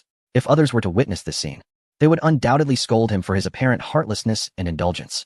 Han Xuxia quickly covered Gu Yechen's mouth, urging him not to speak such words. In response, Gu Yechen grasped her hand and kissed the back of it. Let us eat first. I will take you to Kunlun Mountain later, he said, rising to lead them to breakfast before departing. After leaving, Gu Yechen contacted Su Haoran, a friend he had not seen in quite some time. Brother Gu, it has indeed been a while, Su Haoran exclaimed, his face lighting up with joy upon seeing Gu Yechen and Amp, Oppos' call. Due to Gu Yechen and Amp, Oppos' influence, the Su family had established numerous collaborations with the Feiyue group, elevating his standing within the family. It has been some time. I just returned from Qingbei, Gu Yechen replied, recalling the good impression Su Haoran had always made on him with his generous and righteous nature. How about going out for some fun? Su Haoran suggested playfully, his voice brimming with mirth. Gu Yechen pondered briefly before responding, I plan to go to Guangxing. Would you like to join? He chuckled lightly, intentionally suggesting it. Knowing he had business there, surely Su Haoran wouldn't and Amp, Oppos, tag along without a reason. Su Haoran hesitated. What would you do in Guangxing? After a moment, he added, sure. I haven and Amp, Oppos, been there in a while. It and Amp, Oppos, just the right time for a visit. Gu Yechen paused, thinking, is he really going? What is he doing, causing unnecessary commotion? He found himself at a loss for words, but decided to let it be since Su Haoran was already prepared to be a third wheel. Driving his Bugatti Veyron towards Guangqing, Gu Yechen sent the route to Su Haoran. It had been ages since he last saw Ji Qingzi, and he was unsure of her current circumstances. Ever since he had won her over, he had not kept in touch, which left him feeling somewhat embarrassed. Su Haoran followed suit in his car, accompanied by Shi Chengyun from the Shi family. Sure, why are you tagging along? Don't you have a meeting to attend? Su Haoran asked, perplexed. Shi Chengyun opened his eyes, which had been closed, and replied, I had no choice. When you called, my grandfather was around. Upon hearing Brother Gu and Amp, Appo's name, he insisted I go by T. Shi Chengyun shook his head in resignation, his grandfather having taken to leisurely pursuits since stepping back from responsibilities. Su Haoran couldn't help but chuckle at Shi Chengyun's predicament. Well, there's nothing you can do about the old man's hobbies, he remarked. Upon arriving in Guangqing, Gu Yechen did not immediately seek out Ji Qingzi, but instead stopped in front of the Su family's hotel. This establishment belonged to the Su family, where Su Haoran always stayed during his visits to Guangqing. Brother Gu and Appo's. It's been a long time. Su Haoran and Shi Chengyun greeted, smiles adorning their faces. They were somewhat aware of Gu Yechen's capabilities, having collaborated with him in business. Long time no see. You both look even more dashing, Gu Yechen teased, his eyes glimmering with amusement. Not at all. How could we compare to you? With so many beautiful companions, it's a pity that in Huagua, one can only possess a single marriage certificate, just like us. Su Haoran sighed, both envious and contemplative of Gu Yechen's romantic prospects. Gu Yechen chuckled. How did you come to know about that? Su Haoran shrugged. This is common knowledge in the business circles of Shanghai City. Many admire your ability to charm such stunning women. Hardly anyone else could do so. Gu Yechen was indifferent to this gossip. His thoughts were solely focused on the events a year from now, deeming everything else trivial aside from his women. By the way, do you know the president of the Ji family group? Gu Yechen inquired, his gaze probing. Which Ji family? Shi Chengyun asked, his brow furrowing slightly. Su Haoran contemplated. Are you referring to the president of the Ji family group? I believe her name is Ji Qingzi, right? Gu Yechen eyed Su Haoran with a hint of suspicion, wondering if he had been investigating him. What do you mean? Su Haoran rolled his eyes. Come on, Brother Gu, don't pretend. Sister Qingyin has known about your relationship with Ji Qingzi for quite some time. Taken aback by Su Haoran and Appo's revelation, Gu Yechen looked at him with a questioning gaze. Don't look at me. I have no idea how Sister Qingyin found out. All I know is that she knows about your connection with Ji Qingzi. Su Haoran quickly distanced himself, fearing Gu Yechen's ire. Shi Chengyun couldn't help but envy Gu Yechen's life. Although he was the current head of the Shi family's company, he often felt constrained. Thankfully, the family culture was supportive of individual preferences as long as one was content. However, since the passing of his girlfriend, he had not felt inclined to pursue love again. Clearing his throat, Su Haoran chuckled. Actually, I saw a video online. Can you please finish your thought in one go? Can we not have a friendly conversation? Gu Yechen retorted, finding Su Haoran's fragmented speech rather exasperating. Chapter 369. Assisting Lei Yu with the antidote, Su Haoran touched his nose. Feeling a bit embarrassed as he said, I've always been this way. Habits are difficult to change. I came across a video online where you helped Ji Qingzi, and the two of you exchanged contact information. There's even footage of you dining together. As he spoke, Su Haoran promptly retrieved the video he had saved. Gu Yechen glanced at it, rendered speechless. Although he anticipated being filmed, he was taken aback that such matters ended up online, especially seen by Jiang Qingyan. While Jiang Qingyan might not voice her thoughts, it was likely that she felt hurt. Gu Yechen felt a pang of sympathy for Jiang Qingyan, who had always been supportive of both the original owner and himself. Just then, Gu Yechen and Appo's phone rang. Lei Yu? He looked at the caller ID with some confusion, then recalled that it was the granddaughter of Lei Zhigua. He answered the call. Hello? Hello, Mr. Gu. I hope I'm not interrupting, but I need your assistance. An elderly voice emanated from the phone, tinged with urgency, causing Gu Yechen's brow to furrow. He glanced at his phone. Indeed, it was Lei Yu's number. But why was an old man speaking? Who are you? Where is the owner of this phone? Gu Yechen replied coldly, his tone laced with skepticism. Young friend Gu. I am Lei Zhigua. On the other end, Lei Zhigua sighed, glancing at his granddaughter in the hospital room, fatigue etched across his face. Ah, it's you, old Lei. I thought it was Lei Yu. Gu Yechen chuckled, though he understood that Lei Zhigua's call was likely of great importance. My apologies for the intrusion, but I truly have a pressing matter. Lei Zhigua's voice was filled with helplessness and urgency. Please, old Lei, don't hesitate to tell me what you need. Gu Yechen urged. Well, young Yu has suddenly fallen ill with a peculiar disease. We've consulted numerous doctors, yet none could provide a solution. In desperation, I recalled your remarkable medical skills and thus dared to reach out. A glimmer of hope resonated in Lei Zhigua's voice. Gu Yechen pondered for a moment before responding. Old Lei, please remain calm. I will come over to assess the situation. After hanging up, Gu Yechen explained the situation to Su Haoran and Shi Qingyun before making his way to the Lei residence. Upon arrival, he found Lei Yu lying pale and unconscious on the bed. He immediately checked her pulse and examined her condition. After a thorough diagnosis, Gu Yechen and Apos' brow furrowed even deeper. He noticed a slight wound on Lei Yu and Apos' right ankle, barely visible to the untrained eye. However, as a golden core practitioner with the eye of void, he discerned it immediately. To his surprise, the resurgence of spiritual energy had caused the snakes to mutate. Gu Yechen was taken aback, yet not entirely shocked. Such occurrences were becoming commonplace. Fortunately, Lei Yu was already a 7th-tier martial artist, capable of temporarily resisting the poison. Otherwise, she would have perished long ago. Young friend Gu, how is she? Lei Zhigua inquired anxiously. Old Lei, this ailment is rather complicated, but I shall do my utmost to help. Gu Yechen refrained from outright claiming that he could cure her, opting instead for a more diplomatic approach. Please, ensure that no one disturbs my treatment. Gu Yechen's demeanor turned serious. Lei Zhigua and Apos' expression softened upon hearing this. It indicated that his granddaughter had hope for recovery. Rest assured, I will personally guard the door. With that, Lei Zhigua led the others away. Subsequently, Gu Yechen commenced treatment for Lei Yu. He employed his medical expertise, utilizing unique acupuncture techniques and spiritual energy to dispel the toxins within her body. As time ticked by, beads of perspiration began to form on Gu Yechen's forehead. Though this was merely an act, gradually, Lei Yu and Apos' complexion regained some color, and her breathing steadied. Gu Yechen contemplated, holding her delicate hand, resting beside her to seize the opportunity for future rewards. After some time, Lei Yu opened her weary eyes. Thanks to Gu Yechen's intervention, she was significantly better. Only some recuperation was needed. As she looked around and realized she was in her own room, she felt someone holding her hand, causing her brow to furrow momentarily. Lost in thought, Mr. Gu, it seems you are the one who saved me, Lei Yu murmured softly, her heart fluttering at the sight of Gu Yechen. Thank you, she added, gently brushing her fingers against his face before quickly withdrawing her hand, blushing as she noticed he had woken up. Hadn't you been sleeping? She thought, feeling a mix of embarrassment and shyness. Gu Yechen placed her hand against his lips, kissing it lightly. At once, Lei Yu stared at him in disbelief. She had simply touched his hand, yet he had returned the gesture with a kiss. Though it was merely the back of her hand, it was still a breach of propriety between the sexes. From the outset, Lei Yu had harbored feelings for Gu Yechen, yet she had not anticipated their reunion to unfold in such a manner. How could you steal a kiss from my hand? Lei Yu's voice was soft. Her cheeks flushed. Gu Yechen raised an eyebrow, surprised at her gentleness despite being a 7th-tier martial artist. You touched my hand. I must collect some interest. A kiss would suffice, he teased. What are you thinking? I know you have many female friends. How can you say such things to me? Lei Yu was taken aback, not expecting Gu Yechen to directly propose a kiss. Gu Yechen stood, releasing her hand, causing a hint of disappointment to swell within her.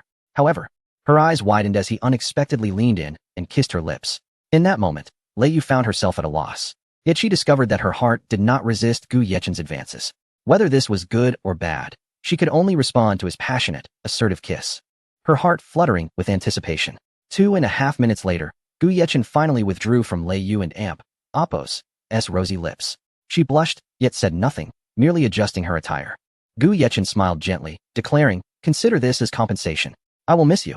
Lei Yu remained silent, her cheeks still flushed as she murmured, this was my first kiss. And you. Chapter 370. Venom. After Lei Yu's condition was stabilized, Gu Yechen gently opened the door to her chamber. Lei Zhigua stood about 10 meters away. His gaze fixated on the door, filled with anxiety and anticipation. Despite his unwavering faith in Gu Yechen's medical expertise, the fact that his beloved granddaughter lay on the sickbed left him unable to quell his nervousness. As Gu Yechen stepped outside, weary yet resolute, Lei Zhigua rushed toward him. Young Master Gu, are you alright? How is she? His voice trembled with concern, his eyes locked onto Gu Yechen's face, where traces of fatigue and beads of sweat were evident. Even during previous encounters, Gu Yechen had never appeared so drained. All is well, Elder Lei. But she will require some time for further recuperation. Gu Yechen feigned exhaustion, releasing a deep sigh as if he had just emerged from a grueling battle. Instantly, relief washed over Lei Zhigua's face, and tears of gratitude glistened in his eyes. Young Master Gu, we are eternally grateful to you. You are a great benefactor to our family. His voice quivered as he spoke, emotion evident. Gu Yechen waved his hand dismissively, replying, Elder Lei, you overstate my contribution. As a healer, it is my duty. Besides, Miss Lei is remarkably beautiful. Anyone would strive to assist her. Nevertheless, I must express my gratitude. I did not expect you to arrive so promptly, Lei Zhigua said, his brow finally easing as the tension dissipated. I happened to be in Guangqing for some matters. So I came as soon as I received your call, Gu Yechen replied, surprised by the coincidence. Where? How do you feel? Lei Jigua entered the room, his gaze filled with affection for the young woman before him. Grandfather, please do not worry. I feel much better now. I am essentially fine, Lei Yu reassured her grandfather, feeling a pang of guilt for the distress her sudden illness had caused him. Thank young Master Yechen, Lei Jigua urged with a smile, his eyes gleaming with hope. Upon seeing Gu Yechen, Lei Yu's cheeks flushed crimson, her ears and neck tinged with a vibrant hue. The memory of her first kiss being taken under such circumstances left her somewhat displeased. Yet, inexplicably, she found herself not entirely averse to Gu Yechen. Instead, a subtle anticipation stirred within her heart, a feeling that quietly took root. Gu Yechen regarded Lei Yu with excitement. Her beauty was undeniable. Her features akin to a meticulously crafted artwork, her skin porcelain-like, and her eyes twinkling like stars. Her demeanor appeared amiable, a gentle strength evident in her character. Thank you, Mr. Yechen. Lei Yu hesitated but ultimately spoke. Having already been so intimately engaged with him, she felt that further protest would be futile, and given Gu Yechen's extraordinary qualities, she did not feel at a disadvantage. Regrettably, you already have a girlfriend, making our relationship impossible, she thought, a sudden wave of melancholy washing over her, akin to a cloud obscuring the sunlight in her heart. Xiao Yu, please take care of your safety, Gu Yechen advised after a moment's contemplation. Unwilling to witness her suffer again, Lei Yu paused, perplexed by his words. She had not felt unwell until recently. How could she have been poisoned? Do you know why I fell ill? She asked tentatively, her eyes filled with bewilderment. Indeed, you were poisoned by chronic snake venom, Gu Yechen stated matter-of-factly, his expression grave. If it had been venom from a non-mutated snake, you would likely have perished already. The toxicity of mutated snakes is less severe, yet they can silently inflict harm, often going unnoticed until it is too late. Upon hearing poisoned, Lei Jigua and Appo's countenance darkened. The thought of his granddaughter being poisoned right under his nose was a grave affront. Anger surged within him as he clenched his fists unconsciously. Poisoned? Lei Yu echoed, astonished. She was certain she had limited contact with others. How could she have been poisoned? Confusion and disbelief filled her gaze. Yes, the poison is indeed snake venom. Were it not for the mutation, the venom's potency would have likely claimed your life long ago. What you have now is chronic snake venom, Gu Yechen patiently elaborated. Elder Lei, have you heard of any unusual occurrences recently? Gu Yechen inquired, casting a meaningful glance at Lei Jigua. Yes, the country has expelled all foreigners and closed its borders due to the resurgence of spiritual energy, predicting a great calamity within a year. But what does this have to do with the poisoning? Lei Jigua questioned, furrowing his brow in an effort to connect the dots. There is a connection. With the revival of spiritual energy, many animals may undergo mutations. Yuera was poisoned because she was bitten by a mutated snake, which does not elicit pain upon biting, thus often going unnoticed by ordinary individuals, Gu Yechen explained, his tone grave, conveying the seriousness of the situation to both Lei Yu and Lei Jigua. Well, the endearment made Lei Yu's heart flutter, her cheeks warming further. Having been referred to as Xiao Yu was unexpected, but the more intimate address quickened her pulse. Who could have imagined such an occurrence? Lei Jigua sighed, a sense of worry enveloping him. If true, how many lives could be lost nationwide or even worldwide? The terrifying prospect gripped his thoughts, causing him to frown deeply as he pondered. Noticing Lei Jigua's serious demeanor while on the phone, Gu Yechen understood his thoughts. Veterans, after all, often prioritize their country. Rest assured, Elder, the nation is already preparing for the events anticipated in a year. As long as we weather the first wave, we should be fine. Gu Yechen reassured him, his voice steady and resolute. Chapter 371. Embracing Lei Yu. Lei Jigua nodded, gazing at Gu Yechen and then at Lei Yu. What do you think of my granddaughter? Gu Yechen was momentarily taken aback, not expecting such a question from Lei Jigua. This left him somewhat surprised and uncertain of how to respond. Naturally, there was no doubt about Xiao Yu. Gu Yechen's gaze returned to Lei Yu, his eyes filled with affection. Should unforeseen circumstances arise a year from now, would you be able to protect Xiao Yu? Lei Jigua inquired gravely. Well aware of the significant contributions Gu Yechen had made to the country, and he held a deep trust in his abilities. Rest assured, Elder Lei, the nation will certainly have countermeasures. However, at present, we are unable to eliminate these low-tier mutated creatures, Gu Yechen stated earnestly, his tone resolute. Lei Jigua nodded, naturally believing Gu Yechen's words. This is a cultivation technique. Follow the instructions provided, and let me see if you possess the talent for cultivation, Gu Yechen instructed. Placing 2 fingers on Lei Yu and Appo's forehead, channeling a surge of spiritual energy into her mind. Lei Yu felt a refreshing sensation spread throughout her body, and a complex set of cultivation mantras appeared in her mind. Mr. Gu, will this truly work? Lei Yu asked uncertainly, as she had no prior knowledge of cultivation. Her last encounter with it was in a novel, leaving her feeling somewhat apprehensive. Give it a try. Operate your energy according to the mantras, and sense the spiritual energy of heaven and earth, while feeling the changes within your own energy, Gu Yechen encouraged her. Taking a deep breath, Lei Yu closed her eyes and began to practice according to the cultivation mantra. As time passed, beads of sweat began to form on her forehead, and her complexion grew pale. Relax, do not be tense. Focus on your sensations, Gu Yechen guided her from the side. Finally, Gu Yechen observed a stream of spiritual energy converging above Lei Yu and Appo's head. She too felt a faint flow of energy gradually moving within her, and she opened her eyes in surprise. I think I can feel it, Lei Yu exclaimed with excitement. Very well, keep up the good work. You have the talent for cultivation, Gu Yechen replied with a smile. The rest will have to wait until we reach the Zixiao sect. Watching from the side, Lei Jigua's face also broke into a smile of satisfaction. My young friend Gu, I cannot express my gratitude enough. Without you, Yuer would not have this opportunity, he said gratefully. Elder Lei is being overly modest. This is her own fortune, Gu Yechen replied.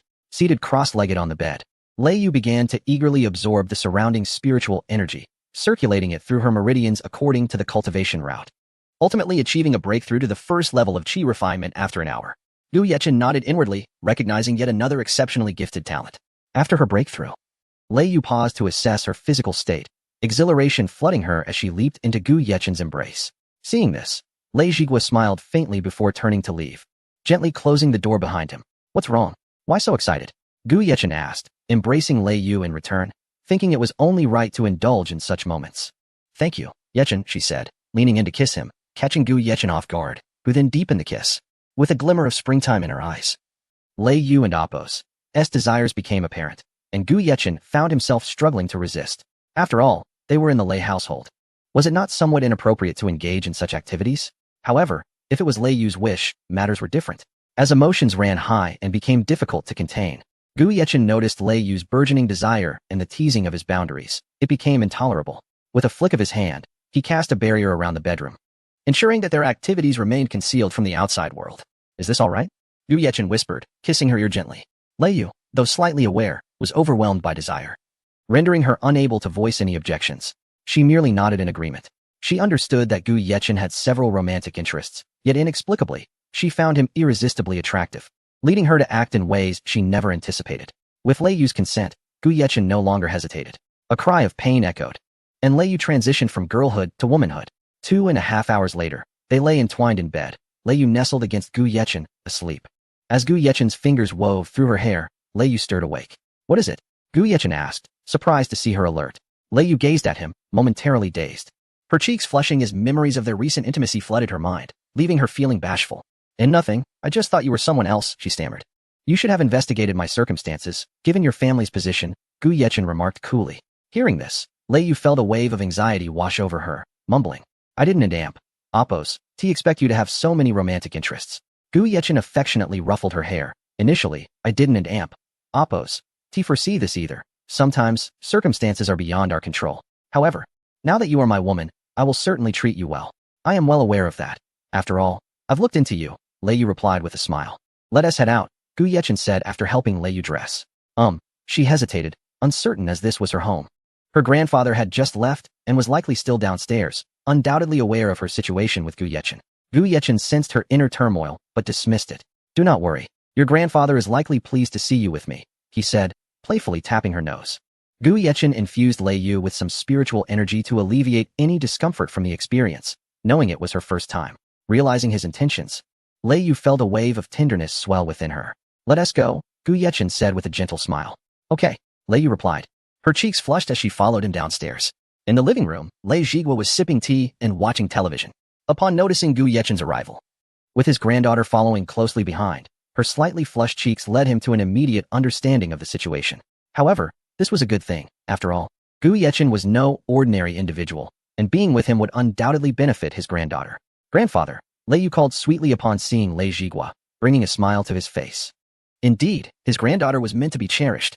Take good care of my granddaughter, or this old man will have words with you, Lei Jigua warned, his tone serious as he glanced at Gu Yechen. Gu Yechen nodded. Of course, Yuer is now my woman. No one will bully her. Chapter 372. Farewell to Ji Qingzi. Upon hearing Gu Yechen speak such words in front of her grandfather, Lei Yu's face flushed crimson. The vibrant hue reminiscent of a sunset instantly spreading to her ears, akin to a ripe apple, luscious and radiant. Yet, beneath the embarrassment, her heart brimmed with joy. Despite her man and Appo's numerous admirers, his strength was undeniable. Good. With your words, old man, I can rest easy, Lei Zhigua chuckled heartily, rising with immense satisfaction. After all, he understood Gu Yechen's character and capabilities quite well. Entrusting his granddaughter to such a person filled him with complete confidence. I have imparted to you what you can share with your family. You must also cultivate diligently. In due time, I shall take you to Kunlun Mountain for training. Gu Yechen gently caressed Lei Yu's cheek, his tone as soft as water, flowing into her heart and enveloping her in warmth. Are you leaving? Lei Yu gazed at Gu Yechen, her beautiful eyes betraying a hint of reluctance, a gaze so tender it could melt one's heart. Yet she understood that Gu Yechen's unique status surely meant he had more pressing matters to attend to. Yes, I have some affairs to attend to in Guangqing before heading to Kyoto. Gu Yechen embraced Lei Yu, sensing her delicate body tremble slightly. His fingers grazing through her silken hair, resembling a gentle touch meant to soothe a startled fawn. Witnessing this scene, Lei Zhigua shook his head helplessly. At his age, he was still subject to the sweet affections of youth. He turned to leave, unable to stay any longer, lest he be overwhelmed by the sweetness in the room. Seeing her grandfather and Appo's reaction, Lei Yu felt a smile tug at her lips, a shy grin intertwined with happiness. Gu Yechen cradled her face, planting a tender kiss upon her lips, merely a fleeting touch yet imbued with profound affection. I shall come to find you in due time, Gu Yechen said gently. Lei Yu nodded, following Gu Yechen to the door, her eyes filled with longing. I will wait for you. I will miss you. Gu Yechen nodded in acknowledgement, and with a swift motion, he vanished along with his Bugatti Veyron. After he departed, Lei Yu returned to her room, collecting the fallen petals as a keepsake. Meanwhile, Gu Yechen reappeared at the top floor of the G Group. His car was parked at the entrance of the building. With a sweep of his powerful consciousness, he quickly located Ji Qingzi's office. The stunning woman sat quietly, engrossed in the documents before her, her profile illuminated by the sunlight, rendering her even more enchanting. A smile graced Gu Yechen's lips as he stepped forward, appearing at her office door. Just then, Ji Qingzi's assistant was on her way to find her and was startled by Gu Yechen's sudden appearance, collapsing onto the floor in shock, disbelief written all over her face. Gu Yechen regarded the frightened young woman with a smile. Hello. I am here to see someone. Please do not sit on the cold floor. Who are you? How did you appear here? The girl, although terrified of the mysterious figure, gathered her courage to question him, her voice trembling. I am Gu Yechen, he replied nonchalantly, a light smile adorning his face. Ah, the girl exclaimed, quickly covering her mouth. She then looked at Gu Yechen, speaking softly. Are you Mr. Gu? Gu Yechen nodded. Indeed. Tell me, do you know who I am? The girl eagerly nodded, a blush creeping onto her cheeks. Our President Ji often mentions your name. And there and Appo's, as even a photo of you on her desk. Oh? Gu Yechen stroked his chin, warmth blooming in his heart. You may leave now. I have not seen her in a long time and have matters to discuss. Upon hearing his words, the girl felt her cheeks flush and, with a slight bow, darted away like a frightened rabbit. Gu Yechen chuckled at her hasty retreat, then approached Ji Qingzi's office door, peeking through the crack. Ji Qingzi remained as focused as before, intently examining her computer and occasionally glancing at the documents in her hand, her serious demeanor stirring something within Gu Yechen. After a moment's thought, he determined he could not simply walk in. A playful smile crossed his lips as he concentrated, appearing directly behind Ji Qingzi, gently wrapping his arms around her from behind and planting a soft kiss on her ear. Startled, Ji Qingzi jolted upright, grabbing an object to throw backward. Yet, Gu Yechen held her tightly, rendering her immobile. Who are you? Release me at once, or I swear you will regret it, she uttered coldly, her composure unwavering even in this precarious situation, showcasing her formidable mental fortitude. Gu Yechen initially intended to reveal his identity, but opted for a bit of mischief instead. I have come to kidnap you. Someone has offered me 10 million to abduct you and record a video of our intimate encounter. I will give you 20 million to leave now, and I shall let you go, Ji Qingzi replied, her face steely, her gaze resolute. If I had arrived earlier, I might have considered the 20 million. However, now I have changed my mind. An exquisite beauty like you is worth the experience. Gu Yechen continued, his tone increasingly frivolous. Upon hearing his dismissive remarks about the money, Ji Qingzi's expression darkened further. My boyfriend is Gu Yechen. You had better think carefully. If you dare lay a hand on me, you will find no refuge, no matter where you go. Gu Yechen pressed a kiss to her neck. And sensing the tremors of her body and the faint sound of her stifled sobs, he felt a pang of anxiety. Qingzi, it's me. Chapter 373. I want to kiss you. Gu Yechen gently released Ji Qingzi, turning her around with a tender touch. He cradled her delicate face in his hands, carefully wiping away the tears that lingered at the corners of her eyes. Upon recognizing him as Gu Yechen, Ji Qingzi was instantly filled with rage, unleashing a flurry of soft punches against his chest before burying her tear-streaked face in his warm embrace. I'm so sorry, Qingzi. Gu Yechen quickly wrapped his arms around her, seeking to comfort her while his heart brimmed with regret. He lamented his mischievousness that had frightened Ji Qingzi so deeply. I thought you no longer wanted me, Ji Qingzi's voice trembled slightly, her pitiful demeanor evoking a profound sympathy, resembling an injured little kitten. That could never be. I was in Qingbei all this time, but now I am here, Aran and Apos. Ti? Gu Yechen held her tightly, his hand gently stroking her head, attempting to soothe her as much as possible. With Gu Yechen's tender caresses, Ji Qingzi's previously aloof demeanor dissipated, revealing a softer, more affectionate side that brought a smile to Gu Yechen's face, filling him with adoration. As they settled onto the sofa, Gu Yechen allowed Ji Qingzi to rest comfortably in his arms. Have you been well lately? Ji Qingzi glanced at him, thinking to herself, he has become even more handsome. Truly my boy, deserving of so many admirers. I'm fine, just sometimes I miss you, she smiled, her expression blooming like a flower, imbued with longing and deep affection that seemed capable of melting hearts. Gu Yechen nodded, his gaze fixed on Ji Qingzi, brimming with tenderness. Wah, what is it? Ji Qingzi felt a blush creep onto her cheeks under Gu Yechen and Apos' intense stare, yet she bravely inquired, her voice melodious and captivating. I want to kiss you. Gu Yechen spoke plainly, expressing his feelings directly, akin to dropping a heavy bomb into the tranquil waters of Ji Qingzi's heart. In that moment, Ji Qingzi felt a rush of bashfulness, her cheeks flushing with a captivating hue. Observing her shy demeanor, Gu Yechen slowly leaned in, pressing his lips against hers. Ji Qingzi closed her eyes, surrendering to the joy Gu Yechen brought her. Ever since he had left, she had longed to be enveloped in his tenderness once more. The kiss lingered for 2.5 minutes, a timeless moment where only their fervent emotions intertwined in the air. Nestled in Gu Yechen's embrace, Ji Qingzi appeared utterly content, as if she possessed the entire world. Gu Yechen gazed at her and then extended his fingers, channeling spiritual energy infused with a foundational cultivation technique into her mind. Ji Qingzi felt a refreshing sensation envelop her, and words began to materialize in her mind, leaving her puzzled. Ah Chen, what is this? Gu Yechen replied, this is a fundamental technique that will allow one to reach the pinnacle of qi refinement. Ji Qingzi paused, then asked, qi refinement? Isn't that something from novels? Gu Yechen smiled, ruffling her hair. It's real. The world is changing. The spiritual energy of Earth is reviving. A calamity will arrive in a year, so it is important. I hope you can cultivate to protect yourself, for I cannot always be by your side. Does Ling Yan and the others know? Ji Qingzi looked at him, concern evident in her eyes. Gu Yechen nodded, continuing, they do know, but I have yet to teach them. My time here is limited. I must return to Kyoto. Are you in such a hurry? A hint of disappointment flickered in Ji Qingzi and Apos' eyes, prompting an instinctive desire to hold her close. Yes, there are important matters awaiting me in Kyoto. I came to share a meal with you and settle my affairs, Gu Yechen said, his tone laced with a hint of amusement. Upon hearing Gu Yechen mention settling his affairs, Ji Qingzi's cheeks flushed. She had been waiting since the first time Gu Yechen had introduced her to such experiences, longing for more. What should we do first? Ji Qingzi asked shyly, her demeanor enchanting to behold. Gu Yechen chuckled. Let's have dinner first.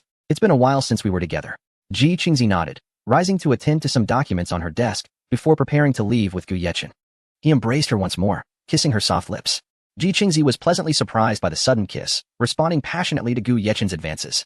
They kissed for a full 5 minutes before finally parting, leaving Ji Qingzi utterly languid on the sofa. Gu Yechen's kissing prowess was unmatched. He knew how to fulfill a girl's deepest desires and greatest happiness, leaving Ji Qingzi completely entranced. Shall we? Gu Yechen said, his voice enveloped in warmth. Ji Qingzi nodded, adjusting her attire before following him out of the office. Outside, Su Haoran and Shi Chengyun waited in their car for Gu Yechen, having spotted his vehicle. Inside the office, others noted Ji Qingzi's radiant smile, which appeared almost unnatural, for she typically bore a serious expression, akin to an unapproachable iceberg. Is that really our general manager, Ji? A bystander asked, disbelief etched across their face. Who knows? What if she's been possessed like in those novels? Another remarked, astonished. Indeed. This is the first time I and Apos' seen such a side of General Manager Ji. It and Apos' like a pig has climbed a tree. A third added, astonishment evident in their tone. That's true, she has always been so aloof, yet this version of her is delightful. But do you know who that man beside her is? A curious woman inquired. Yes. Who is that man? Could it be that she's smiling because of him? Another questioned, filled with intrigue. It's quite possible. But I wonder how he managed to thaw the ice around her. Most would be frozen to death just getting close, a fourth commented. Their face alight with curiosity and envy. Ji Qingzi's secretary trailed behind her, and Ji Qingzi turned to her. I'm going out to dinner with Achen. You can leave early today. Of course, General Manager. The secretary's face lit up with joy at the unexpected early dismissal. Outside the hotel, Su Haoran wondered why no one had yet arrived at Gu Yechen's parking space, leaving him puzzled. Sure, do you think Gu has not shown up? He questioned, confused. As Gu Yechen's car was indeed present, yet he had not emerged after such a long wait. Chapter 374 Ji Qingzi has perhaps already emerged. As Shi Qingyun and Apos S lips curled into a slight smile while observing a few individuals stepping out of the company. In his heart, he couldn't and Apos T help but admire Gu Yeqing, for he clearly witnessed Ji Qingzi affectionately linking her arm with Gu Yeqing, a gesture that unmistakably indicated she was already his.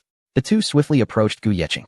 Gu Yeqing looked at the two before him, confusion evident in his eyes. What brings you here? We happened to pass by and spotted your unique sports car and license plate. It was easy to deduce you were here. Shi Qingyun replied with a hint of amusement in his gaze. Gu Yeqing smiled slightly before gently introducing Ji Qingzi, saying, "This is Su Haoran, and this is Shi Qingyun. They are my friends." Ji Qingzi offered a modest smile, perfectly poised and polite, reminiscent of a blooming flower, fresh and delightful. "Hello, I am Ji Qingzi," she said softly. The two quickly returned her greeting, their eyes reflecting respect and kindness. Su Haoran, seemingly possessed by a sudden impulse, exclaimed, "Hello, sister-in-law." In an instant, Ji Qingzi's face turned crimson, her bashful demeanor akin to a ripe cherry, enhancing her allure. "Let us go. We were just about to have a meal. Join us," Gu Yeqing suggested, a subtle smile gracing his lips. Within the confines of a five-star hotel, after the four took their seats, Gu Yeqing's expression turned serious as he regarded the two. "A significant event will transpire in a year. You both should prepare yourselves." Gu Yeqing's demeanor was unusually grave, as they shared a cooperative relationship that was quite amicable. Significant event? Su Haoran blinked in surprise, curiosity filling his gaze. "What kind of event? Could you share a bit? Have you read about invasions from other realms?" Gu Yeqing's countenance grew solemn, as if recounting a dire tale. Su Haoran nodded, acknowledging his awareness. "In 1 year, this world will face an invasion, leading to immense suffering. It is crucial for you to prepare yourselves. The nation will announce this soon," Gu Yeqing stated calmly. Yet beneath his tranquility lay profound concern. He had repeated such grim tidings countless times, yet the turmoil within him had long been subdued. However, the revelation struck the two like a boulder cast into serene waters, stirring a tumultuous wave of silence between them. "Is there a solution?" Shi Qingyun was the first to break the stillness. His voice remained steady, yet the tremor within revealed the depth of his shock. Gu Yeqing nodded, his gaze resolute. "There is training. Soon the nation will issue a directive. When the time comes, you will come to Kunlun Mountain for testing. If you pass, I will impart some training methods to you. With diligent effort, you may enhance your strength and survive the impending calamity." Su Haoran and Shi Qingyun exchanged glances, determination flickering in their eyes. "We will heed your guidance, Brother Gu," Su Haoran affirmed, his tone imbued with trust and resolve.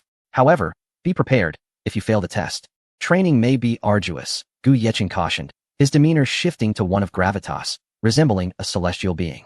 "Brother Gu, could you divulge the nature of the tests?" Su Haoran cautiously inquired, a mix of trepidation and anticipation in his eyes. "Indeed, it is nothing too obscure. The initial test involves ascending 100,000 steps from the base of the mountain within 3 days. Reaching the sect's entrance signifies passing the first challenge," Gu Yeqing explained, pausing for emphasis. "Following that, you will be assessed for spiritual roots. Passing indicates potential for cultivation. Lastly, there is the heart mirror, which determines the purity of one's heart. Success in this will allow for the most basic form of training." In that moment, silence enveloped them, as if even the air had solidified. Su Haoran looked at Gu Yeqing in disbelief, his expression one of astonishment. 3 days to climb 100,000 steps? That sounds nearly impossible.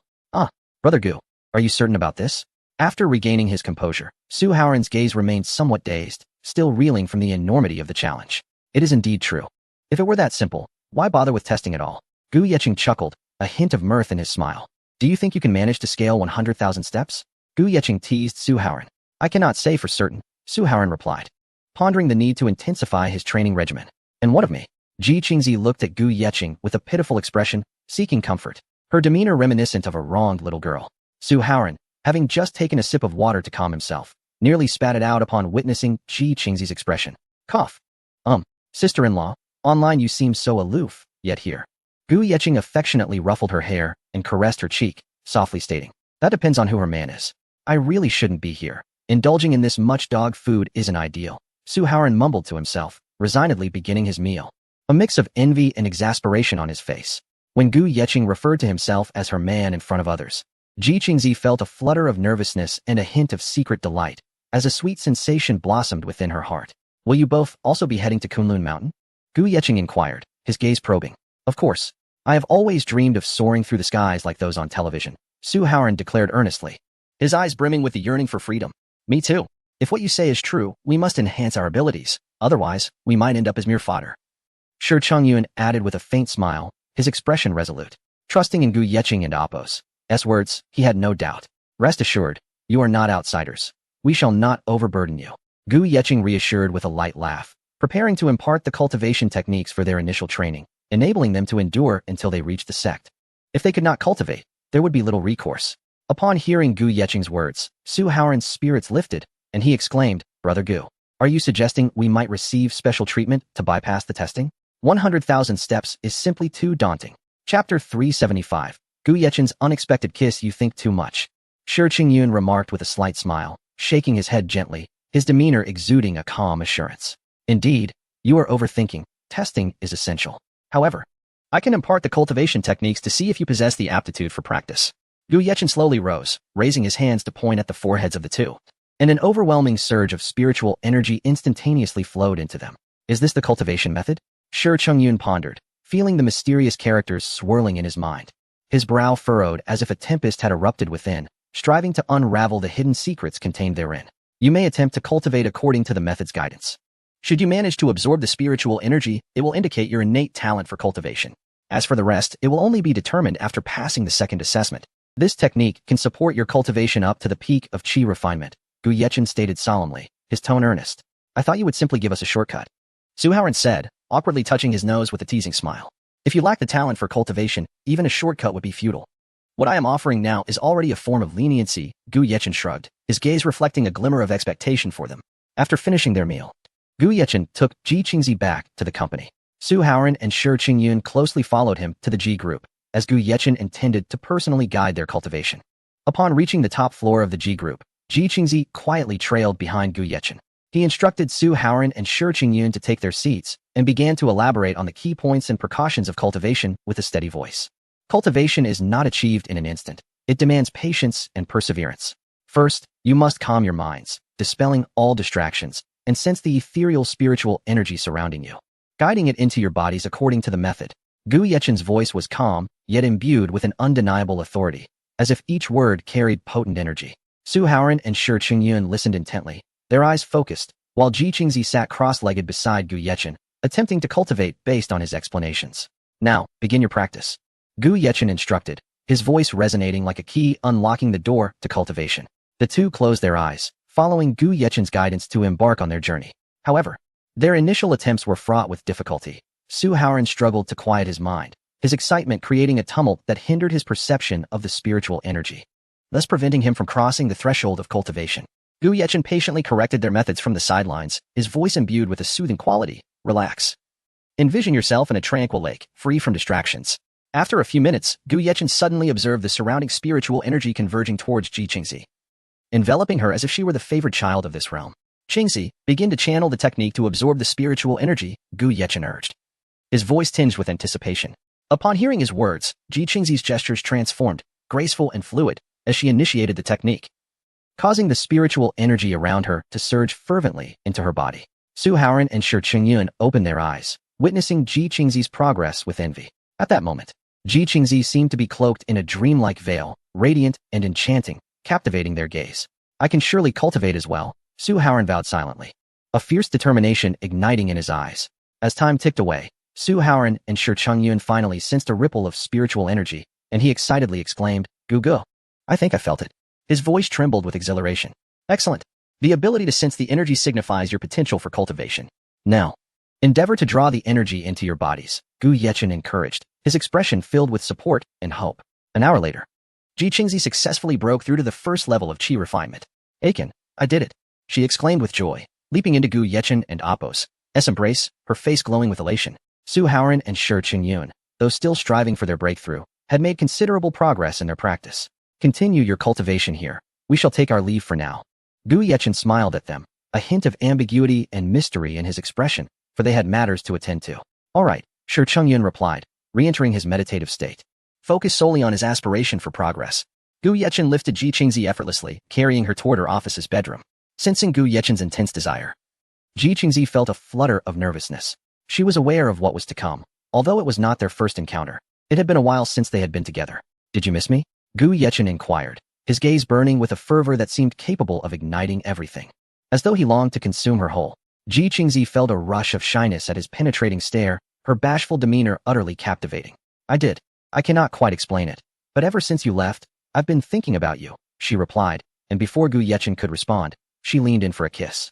For a moment, Gu Yechen was taken aback. He had always been the one initiating kisses, yet here he was, on the receiving end.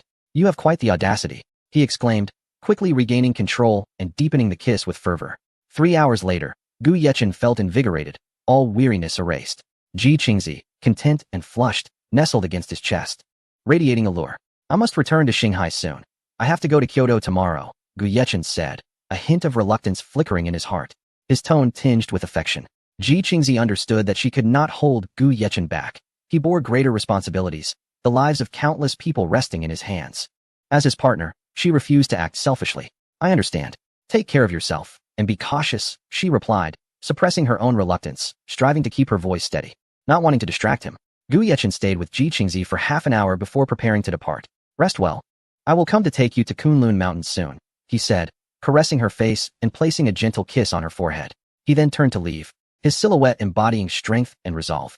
Chapter 376. The Wild Boars Feasting. I am preparing to return to Shanghai. Are you two heading back now?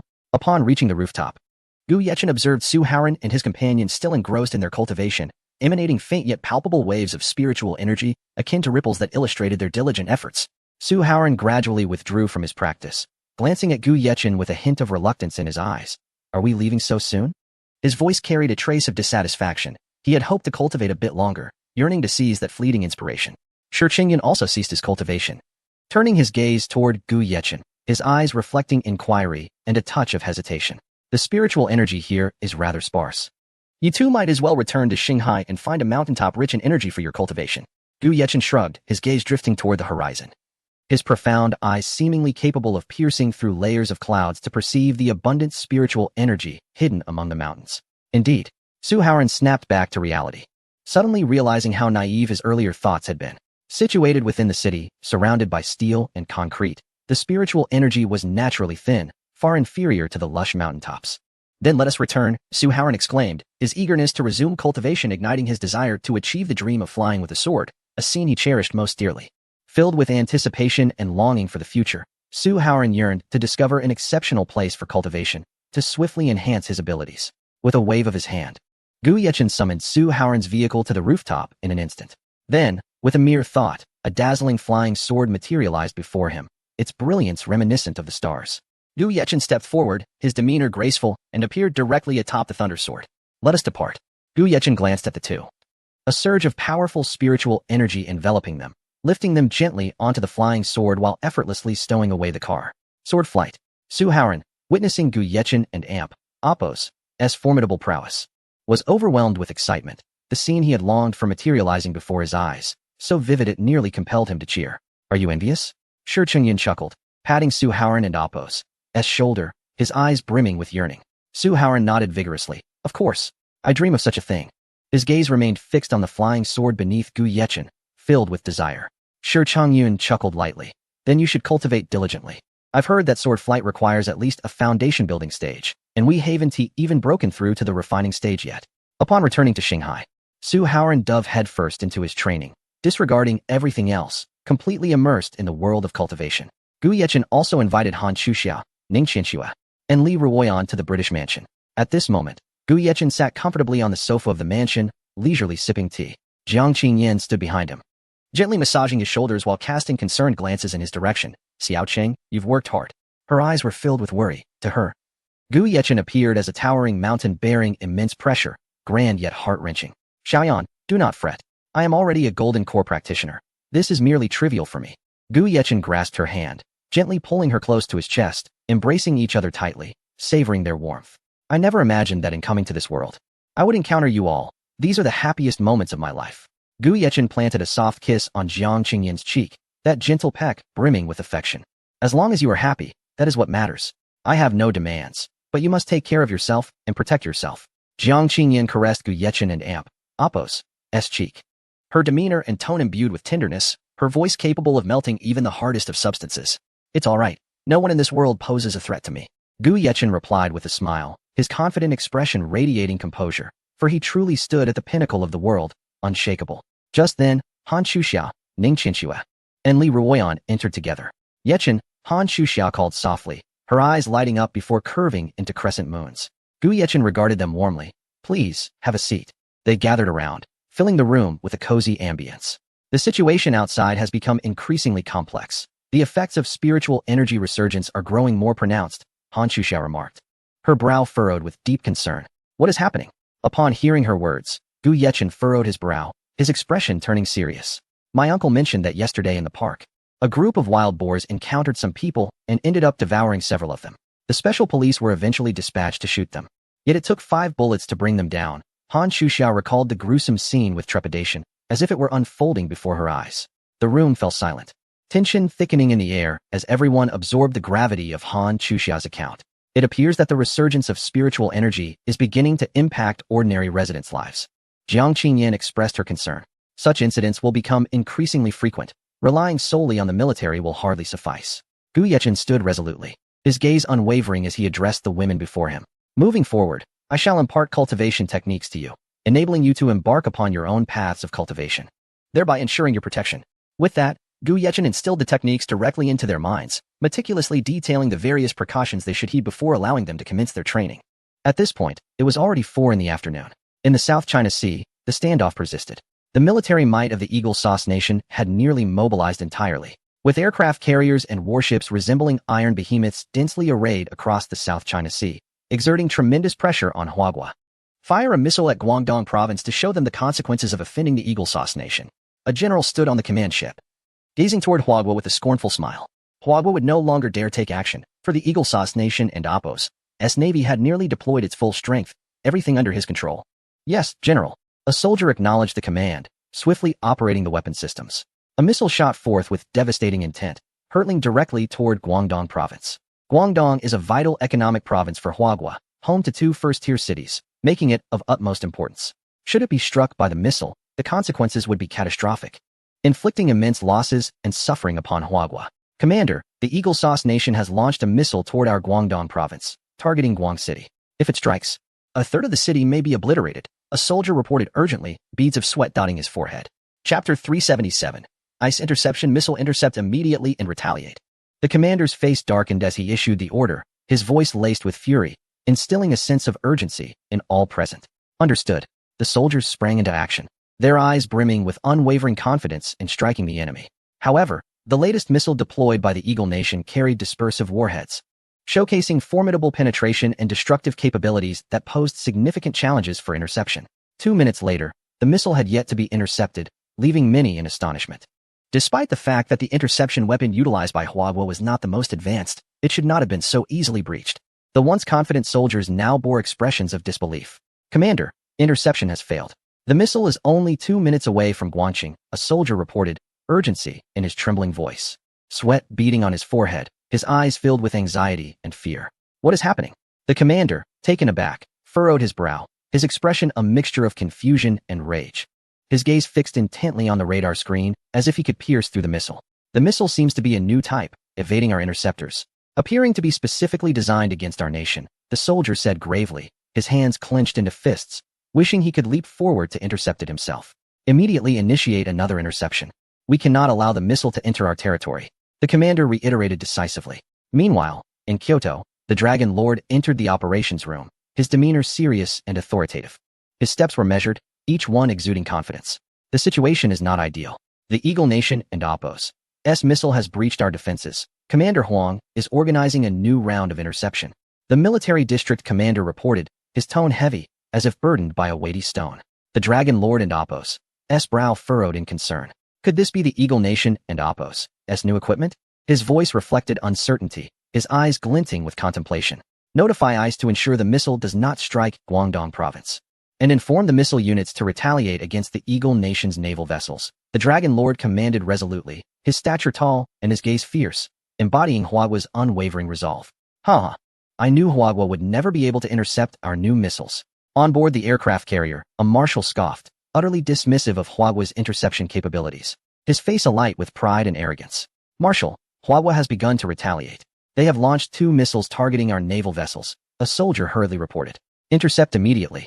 They overestimate their abilities. If they launch 2, We shall respond with 4. The marshal chuckled disdainfully, his gaze filled with contempt. In an instant, the Eagle Nation launched 4 missiles towards Guanqing, their trajectory ominous, like the fangs of a demon. Commander, interception has failed again. And the Eagle Nation has launched 4 more identical missiles. A soldier in Appo's voice quivered with despair. He had never anticipated the situation would become so dire. What? The commander was taken aback, shocked that interception had failed once more, with 4 more missiles incoming. The consequences of all these missiles striking Guanqing were unimaginable. His heart raced, his mind racing for solutions. What is the status of the new equipment? The commander inquired urgently.